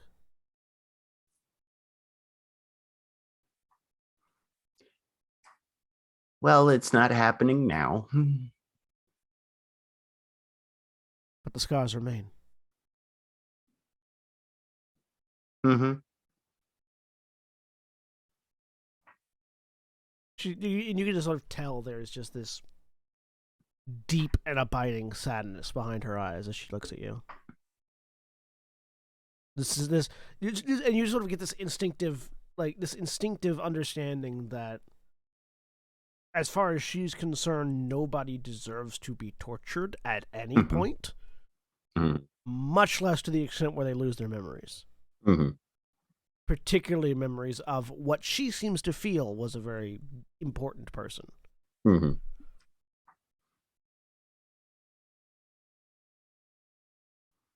Well, I'm glad to see that at the very least you are alive and safe. Were we friends? No, not by and large. We met once. I and my apprentice were visiting Tatooine to deliver supplies to Master Kale. They need your help. They have explosives. Oh, she looks at the group view. Explosives? Yes. Corsair steps forward and removes the helmet.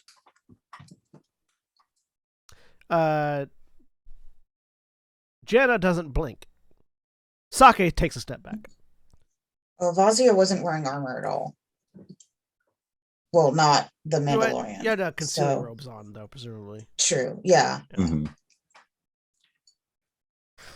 My They're name is okay. Corsair. My name is Corsarath. This is my wife, Avazia. Both of us have been implanted with remote detonated explosives that we would very much like to have removed. He looks at the group view. Well then, the friends of Plunks. Let's go into the tent. She gestures towards one of the reinforced tents behind you. Corsarath will step through. Follow behind. Do you all cram into this tent? Plunk's gonna sit down outside. Avazia wants to stay with Monk. I will stay outside. Alasia, you're one of the people being operated. I know. Yes, I know. And Avazia wants to stay with Monk. Fazia, you need to get taken care of. Go ahead. She'll look at Blanc. I'll wait here for when you're done. All right. She'll step in. I'm waiting outside with Blanc. Plug, as you're sitting outside, there was a slight rain begins to pour. Mm-hmm. And Ooh, that's weird. that burning, like that burning piece of pain in your temple, Mm-hmm. you sort of instinctively press into it just to see what happens. Mm-hmm. And a face flashes before you. Brown skin, weathered, black, very like sort of tight knit black curly hair that sort of turns into white at the ends. Sort of a haggard old man of the desert. Human, potentially? Maybe something else? Just this face, just as you lean that pain, this face returns to your mind and then goes away again. He'll try and hang on to it for as long as he can, just to sort of at least try to concrete that image of memory. Yep. Meanwhile, in the tent, the two Jedi. The inside of the tent is a little bit is fairly Spartan, but well equipped. And you see there are several medical like substation supplies here, but there's also several just scientific data centers where it seems like they've been recording and testing and hypothesizing. You do note it with interest that they already have a rat ghoul vaccine, it seems, synthesized and ready to go on one side. That would have saved us plenty of time. Pardon? The vaccine. We went hunting for it for the people here. Oh, yes. We haven't had a chance to get back. Otherwise, we would have brought them our results. Don't worry, they have them now. Good to know. Good to know.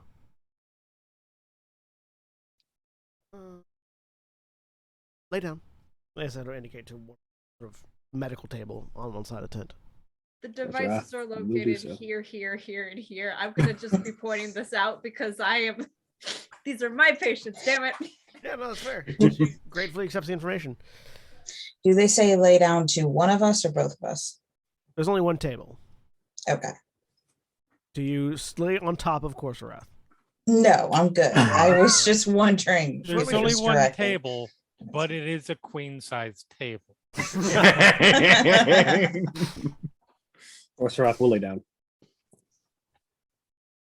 Looks over you, sort of analyzing the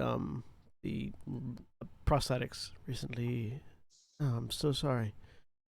Like you've recently lost your limbs. Yes, well, there is one less Imperial mind-laying droid wandering the planet. Those are indeed dangerous. All right. She holds her hands over your body, and this warmth that you can only associate the color green to, sort of radiates out as it scans across your body. Yes. Just as you indicated. She looks over her shoulder at Nereus. Your name is Nereus. Nereus. Thank you for the information. As her presence in the forest sort of like wraps around each one of these explosives, you can feel that she's sort of like pinpointing, circling, and then locking down the location of each one. All right. This will be uncomfortable, but I'll do my best to numb the sensation. You know what I am, and likely where I've grown up. I am used to far worse. Being used to it does not mean that I should inflict it upon you. Vazia will hold his hand. Which Oh, one? The very real like- one or the prosthetic? The real one.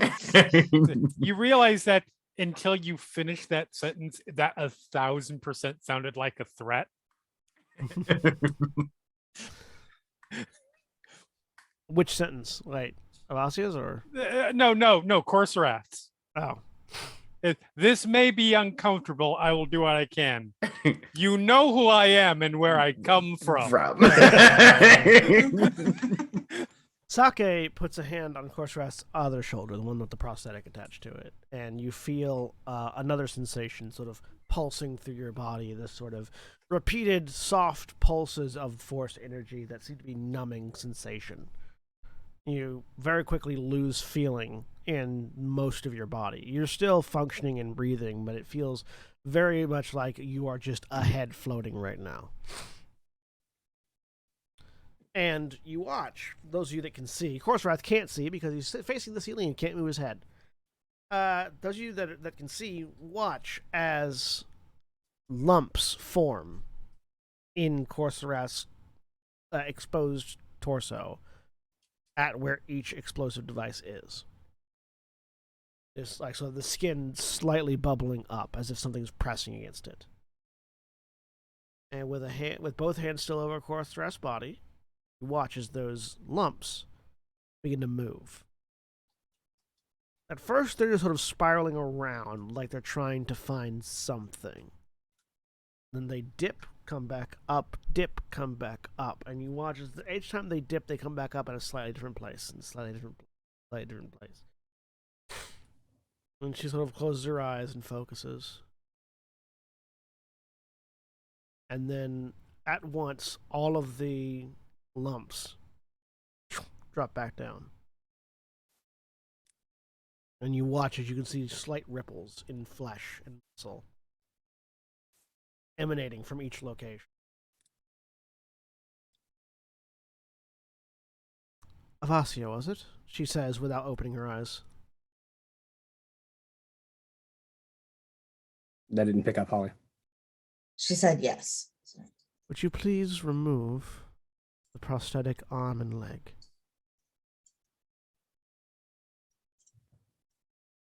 With some hesitation, Vazia will do it. It'll be easier to re-heal the damaged tissue than to heal a new wound. All right. You remove the prosthetics from. Mm-hmm. You watch as that rippling in the muscle gets closer and closer to each limb. And then, very swiftly, 3 eruptions of blood very small, just like almost like pimples bursting, as 3 very tiny, what look like less than the size of a penny, basically, devices with little blinking LEDs, pull themselves out of the severed stump of Corsarat's leg and arm. These devices, I think there was just the 2, 3, 4. So eventually there's 5 total, I think, is the remainder. What was the remaining? Does that include the one in the brain? You didn't have one. Only Esty had that one. Okay. 3. Yeah, 5. Yeah, so 3 and then the other 2. Actually, no. There's more than that. There was 3, 4, 5, 7. There were 7 total. I think that's not counting the one that was in the leg, so there should be one more. Yes. Yeah. Oh, 6. So yeah. 6 total now. Yeah, 6 just come bursting out of the limbs. And as they do, you watch the sort of pockmark wounds that they create as they erupt out heal back over. And as these small beeping devices all sort of coalesce in the air, the flick of a wrist, they all go out the front door of the tent. Plunk and Esty, you watch as several small metal pellets fly out of the tent.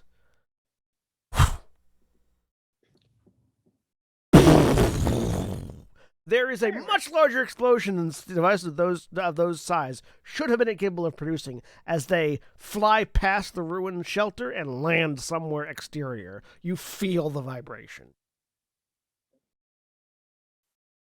You're muted. You're muted. It's like a short distance grenade going off. Kinda, yeah.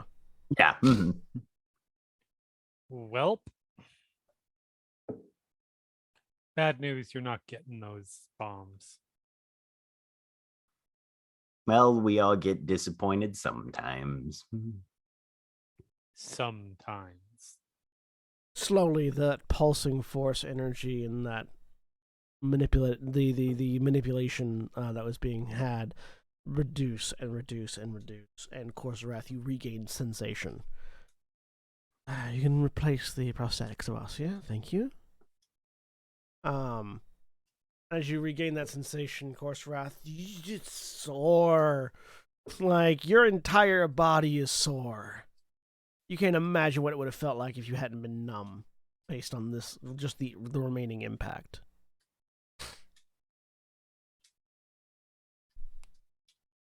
Like I said, I've been through worse. He says as he sits up. How are you? Feeling much better now that I don't have bombs in me. I'm a little sore, but other than that. I had to find pathways for the bombs to navigate their way out. So there's going to be some internal bruising, but other than that, you should be fine. Mm-hmm. Says as he takes the arm and reattaches it to the prosthetic fitting. Sorry, you're talking about pennies and stuff coming out of people's bodies, and all I can think of is the first X-Men First Class movie. When he shoves the coin. Oh, okay. Well, yes. No, somebody gets a coin. coin. Somebody gets a coin put through their head. I mean, I was thinking of a very different X-Men thing.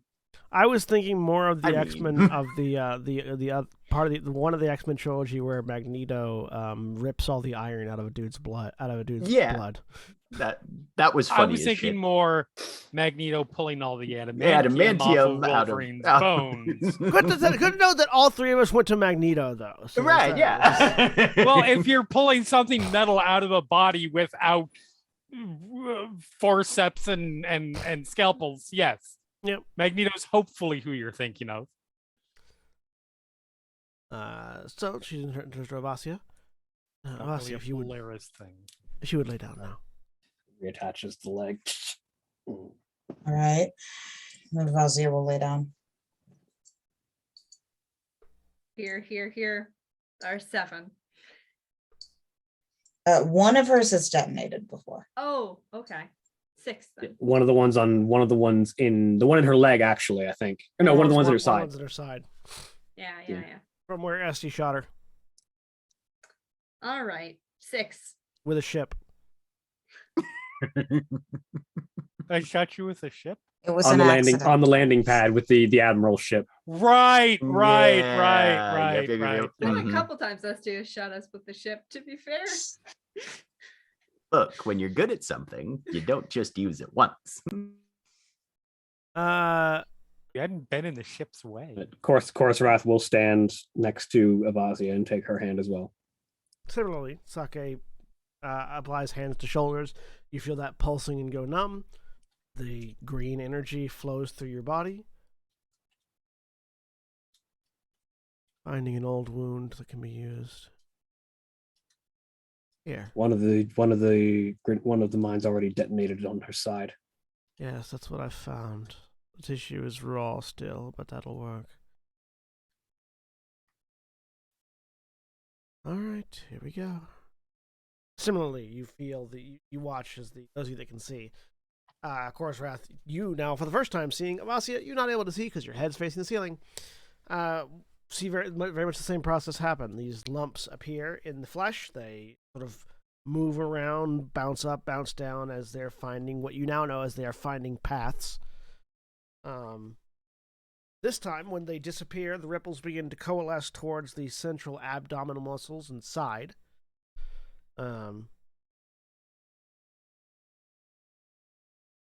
Wrath, you would please remove the portion of tunic hiding the side wound. I'll lean over and pull the bit of shirt up. And after a few moments, all 6 out the side. And as they rip out the side of Avasia, the wound heals itself closed once again. And again, once more outside, you see 6 more small little bits of metal go flying and...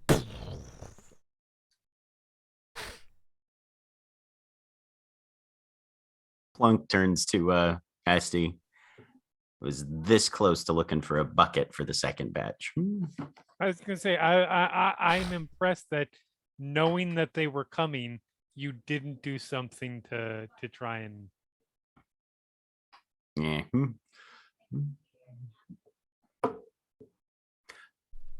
It wouldn't have been worth it. Would have been fair. Which Esti and Plunk get killed because Plunk tried to catch the grenades. That would be really funny. You're not wrong. Absolutely. Oh look, all the naysayers for the Coruscant trip are dead. Season 3, Corban trip. That's correct. That's correct. Well, to be fair, I feel like it would be all the naysayers of the Coruscant are dead. Nuri picks up, and then Coruscant just looks over all the naysayers. Season 2 ends with Corsairath lighting the lightsaber.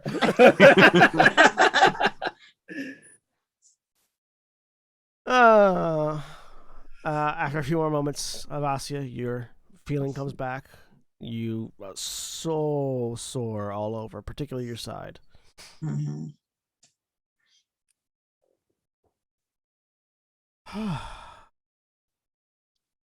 You can see that Master Vish is a little bit tired.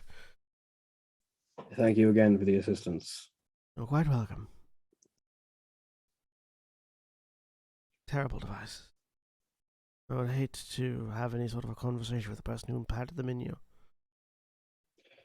Darth Luxati is not a man that I wish to converse with anytime soon. At least not without a lightsaber. They were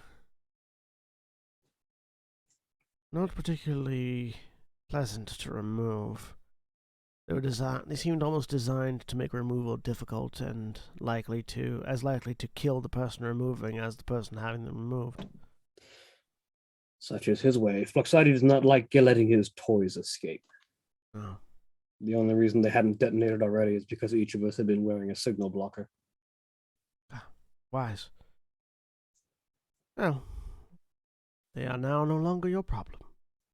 As Corsairath removes the signal blocker. Well then, let's return to your friends. You can give them the good news. I feel like they noticed, Corsairath as he looks in the direction of where the explosions came from. Possibly, I'd been focusing too hard to tell.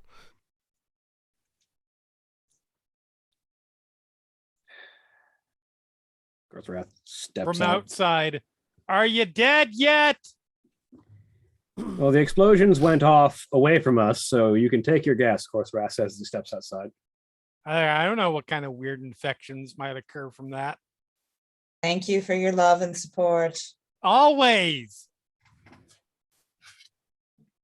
There's sort of a weird look on Jana's face, but she just goes along with it.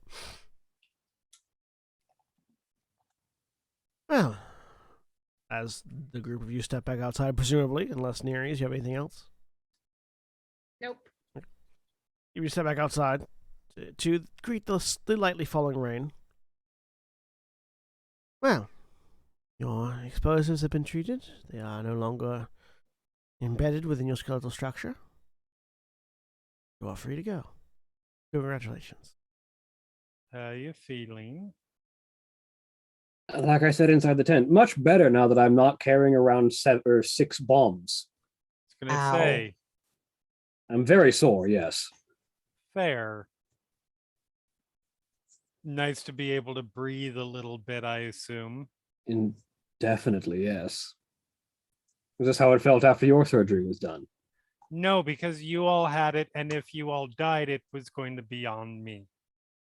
Fair. Still an amount of tension then. Do you feel that now? I mean, no, not so much. Like if you wander off and wander out and try to fight a Sarlacc alone, get yourself killed, I'm only going to feel so much responsibility for that. I was more asking if you felt the relief now that all of the bombs are gone from all Oh, of yes. us. No, I do feel much better.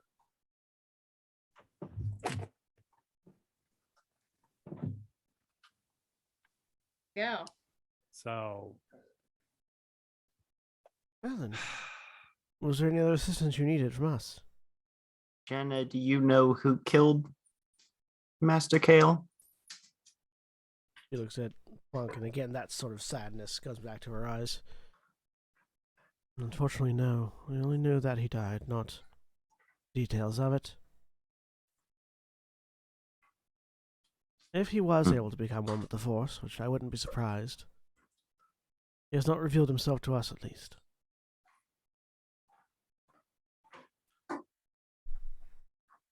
Okay.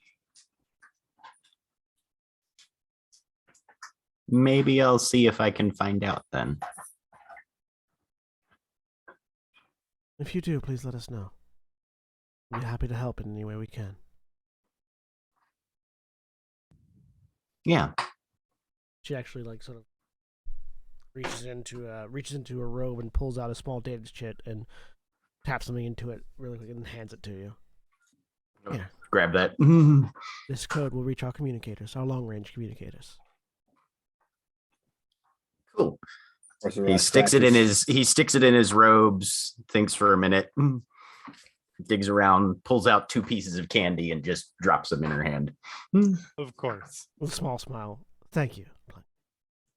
Korsrath Candy scratches his disappeared. chin in contemplation. Doesn't say anything. What was that from Esty? I said, of course. Yeah. Well, let's head back. We can have a conversation about our next plans. Yeah.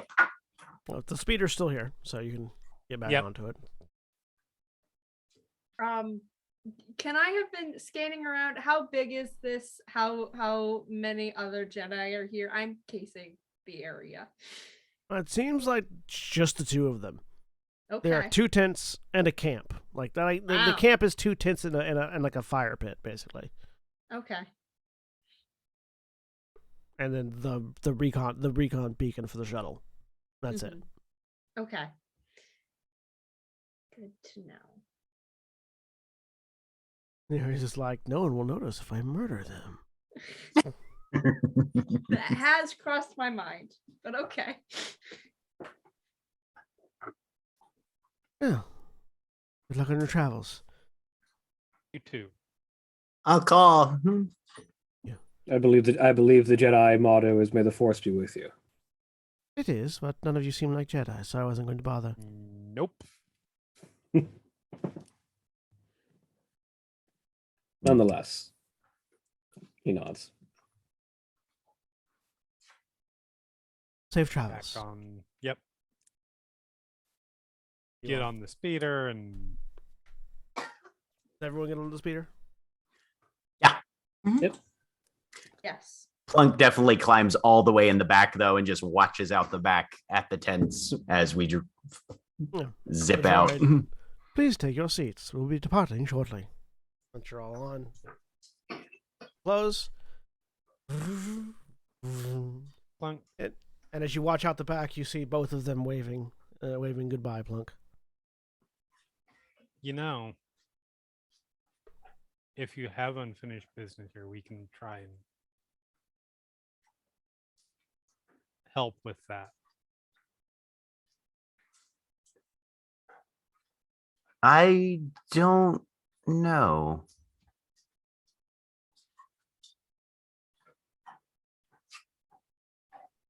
I think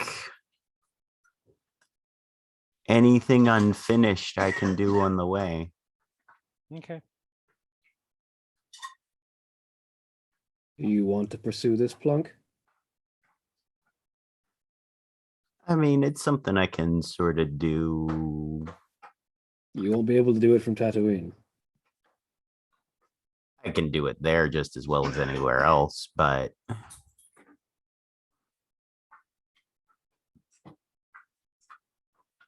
And you know it will lead you to pain. what doesn't? I was gonna say we're not exactly a pain averse group. No, there's I a little am. bit of a masochistic streak in a lot of you. It's okay. Feel like the people you really need to worry about are the ones that are masochists but can't or won't admit it.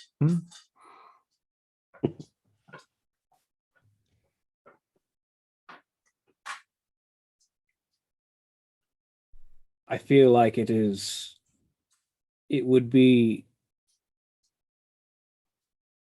poor manners of me not to point out that based on where you were found and the situation you were in, there is every chance you already know the fate of your master, precisely who is responsible for it. Yeah, well, I'm definitely not at a place to bite off more than I can chew on that side of things. And based on what Master Vij said, there's a chance I could talk to him and see what he thinks about it all.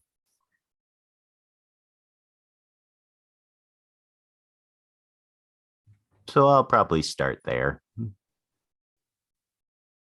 right. But I can do that on the Shadow Law or whatever ship we decide to use. Sounds like we're going for the Revan option. I Yeah, mean, are we talking That's- about that now? that's definitely what I support more, but we haven't said as a group decided. Ronan, you'll probably be involved in either of these positions. Ugh.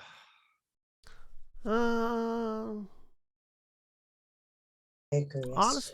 Honestly, assaulting a space station full of probably Sith operatives and security forces sounds a lot more survivable than trying to cross to the other side of Korriban. Plunk just points at Ronan. See?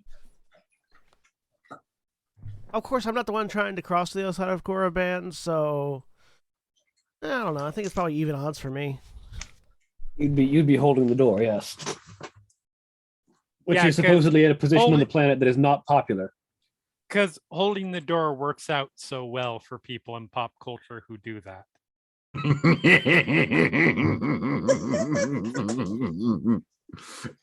I'm glad I wasn't the only one who went there immediately. Why do you think I kept using the phrase "holding the door"? I've seen Ronan's future. You know, maybe we should go to Kodak. Let's not go to Korriban. 'Tis a silly place.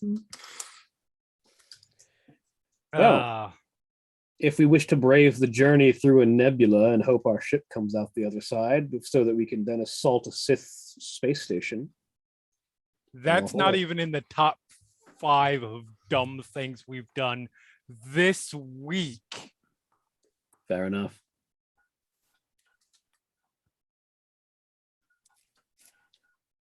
We probably. And gonna I need- mean, if you're wanting to eventually face off against the Wrath, and Want is a strong word. It's not Sure. that Not that strong. I think it's strong. not quite strong enough, actually. I think need is going to be the more accurate one eventually. your boyfriend has a death wish, Evasia. They're He's married. my husband, What did I say? boyfriend. Don't those mean the same thing? No. Fuck. I'll have to explain Anyway, relationships to you later. but if that's what you want to do, then I think having a super awesome dead Sith Jedi that's not dead, but is actually in prison, maybe like a teacher or a mentor or something like that could be super helpful. A meat shield. My concern is if this He's person, 700 years old. He probably doesn't have any meat left. my concern is if this person agrees, I mean, that's And also doesn't fair. decide, hey, I'd like to murder all these people. Okay, here's what I'm seeing as the potential positives and negatives. Negatives.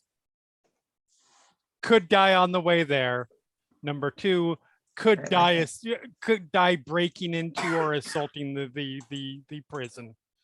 3, could die at hands of Revan. That sort of lays out the negatives.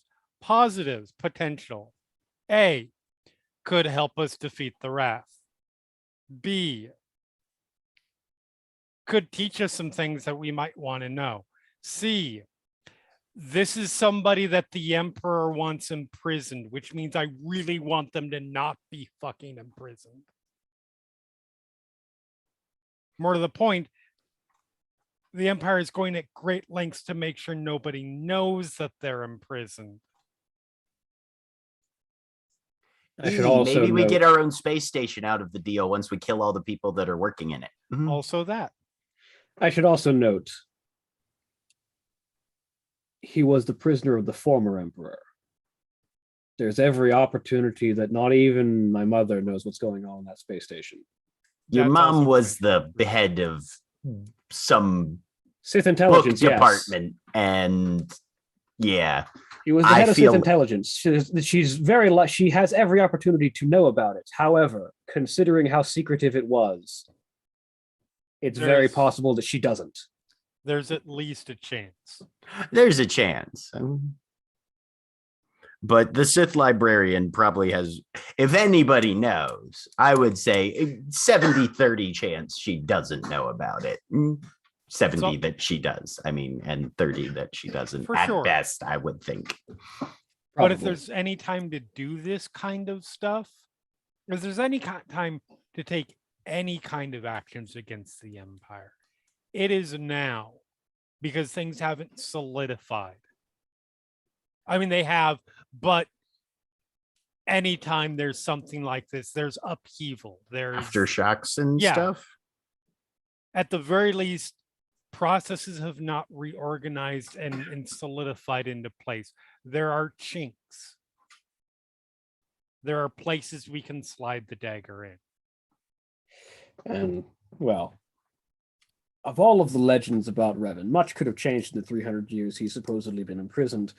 But of the legends of Revan as an individual, they were someone who very much valued and protected their allies. They would be probably very valuable as a companion or a mentor. Coruscant, is your uncle? Nope. Nope. Father. His Father. father. Yes. Is he gonna be okay if we say, "Hi, we're back. Fly us to the maelstrom," or is he gonna like? Well, let's see if he's not hiding anymore. First of all, Yes. We just leave a big Question. note on the launch pad. Borrowed your ship. May be He blown would up. Be very annoyed about that. Here's Ronan. I feel like it might actually stall out. Tied into up little in a chair space. with the post-it As on I his was saying, chest. I don't think And a we, bow I on don't his think forehead. I don't think we can take the shadow law without my father's permission. Yes, I think he very likely has measures in place to make the ship stop. He moving seems if- security conscious, yeah. Yes. I couldn't even get into the bridge when we got back to the ship the first time with Hot Fenny. Thank God. I mean, no, I'm not even going to back out of that. But being as the Black Pyramid Plunk is digs in his robes again, pulls out the red chalk, and puts some sharp teeth on the smile. But considering that the Black Pyramid is both against the Empire and prone to subterfuge, he might not only agree to assist with this, but have insight on how to perform it. And, maybe if everything turns out okay with Revan and he makes all of us super badass, then we can go to Korriban afterwards and finish out the whole, thing. It's certainly a task ahead of us. Because when you knock over a prison and you break out the best prisoner in there, God, I hope he's the best prisoner in there. The first thing they expect you to do is then make a beeline for the capital world, right? Well, We didn't the last Secondary. time. Surprise!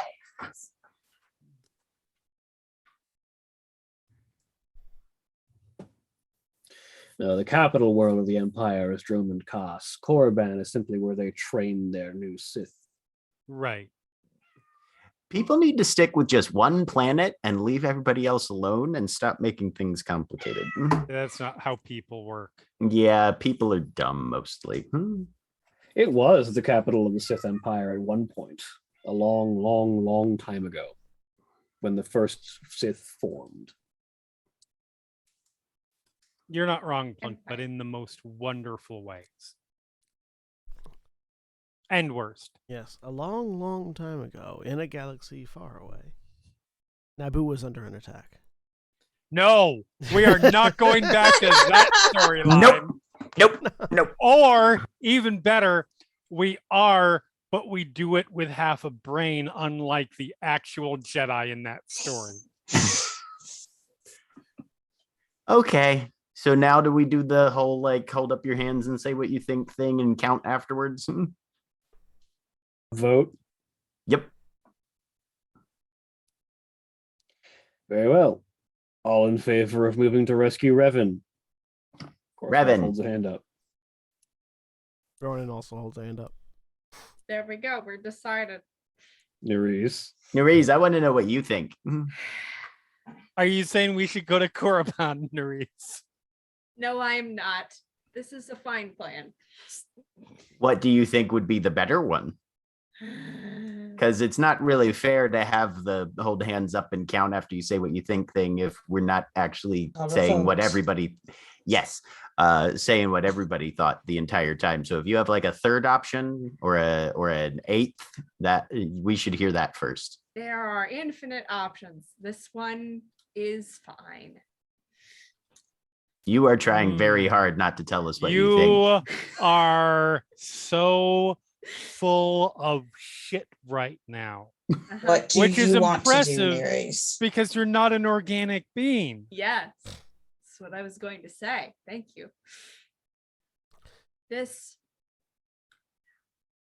I do not feel capable of making that decision. This feels good enough for now. And you're sure you don't have anything better or different that you think might be better? There is a beach in Coruscant, apparently. That sounds great. Corellia. Yeah. Fuzzy saying Kosa. There are no beaches. There in are no Coruscant. beaches on Coruscant. I am okay. Corellia, whatever. I mean, are there beaches Wherever. on Corellia even? Oh yeah. Oh no, there are absolutely beaches on Corellia. Corellia is not a citywide planet like Coruscant is. No, I know it's not a citywide planet, but it is the parts of it that are typically depicted are much more, for lack of a better way to put it, Pacific Northwesty in terms of like very like mountainous and Yeah. foresty. Yeah, And no, there's the lots like. of mountain and forest. There's lots of mountain and forest, but it does have bodies of water and oceans, and yeah, it's Always it's I was very gonna say just Corellia from is very just from a- Earth-like. Yeah, just from a geomorphological perspective, you don't get foresty mountains if you don't also have oceans. Absolutely. So yeah, I was going to assume it's counter got to with- be. I was going to counter with this planet is a creation of George Lucas. Who That's doesn't care about also earth fair. science. That is Well, also very fair. Mustafar exists. Yeah. According to orbital pictures of Corellia that I can find, it is a very Earth-like world with, rather than being covered in city, it just has giant cities and highways that cross the entire planet. But there is ocean and mountain and grass everywhere. You can Neat. apparently just drive from one end of the world to the other. Yes. It's Well, completely cool. interconnected, but it is Earth-like. Much like Alderaan is also Earth-like, but has less infrastructure. Right. Because like this thing here is a picture of Corellia, and it's got like a giant like world-girdling highway as far as I can tell, but does appear to have oceans. Well, as the group of you return to the port at Terrace to prepare your escape from Terrace aboard the Black Pyramid's Shadow Law, pondering what awaits you in the Maelstrom Nebula on what can only be described as a dangerous rescue mission of a yet unknown quantity. That's where we are going to end for this week and for season 2. With the explosives that were planted in you by Darth Fluxati having been removed, you are once again your own Twilight Knights. And with the aid and information you have found, you have potentially a way to strike back at those who imprisoned you and destroyed the Twilight Order previously, and to make a dent in the power of the Sith Empire. But only time will tell whether or not we get a season 3. So until then, say goodbye, everybody. Bye. We'll see you all the next time.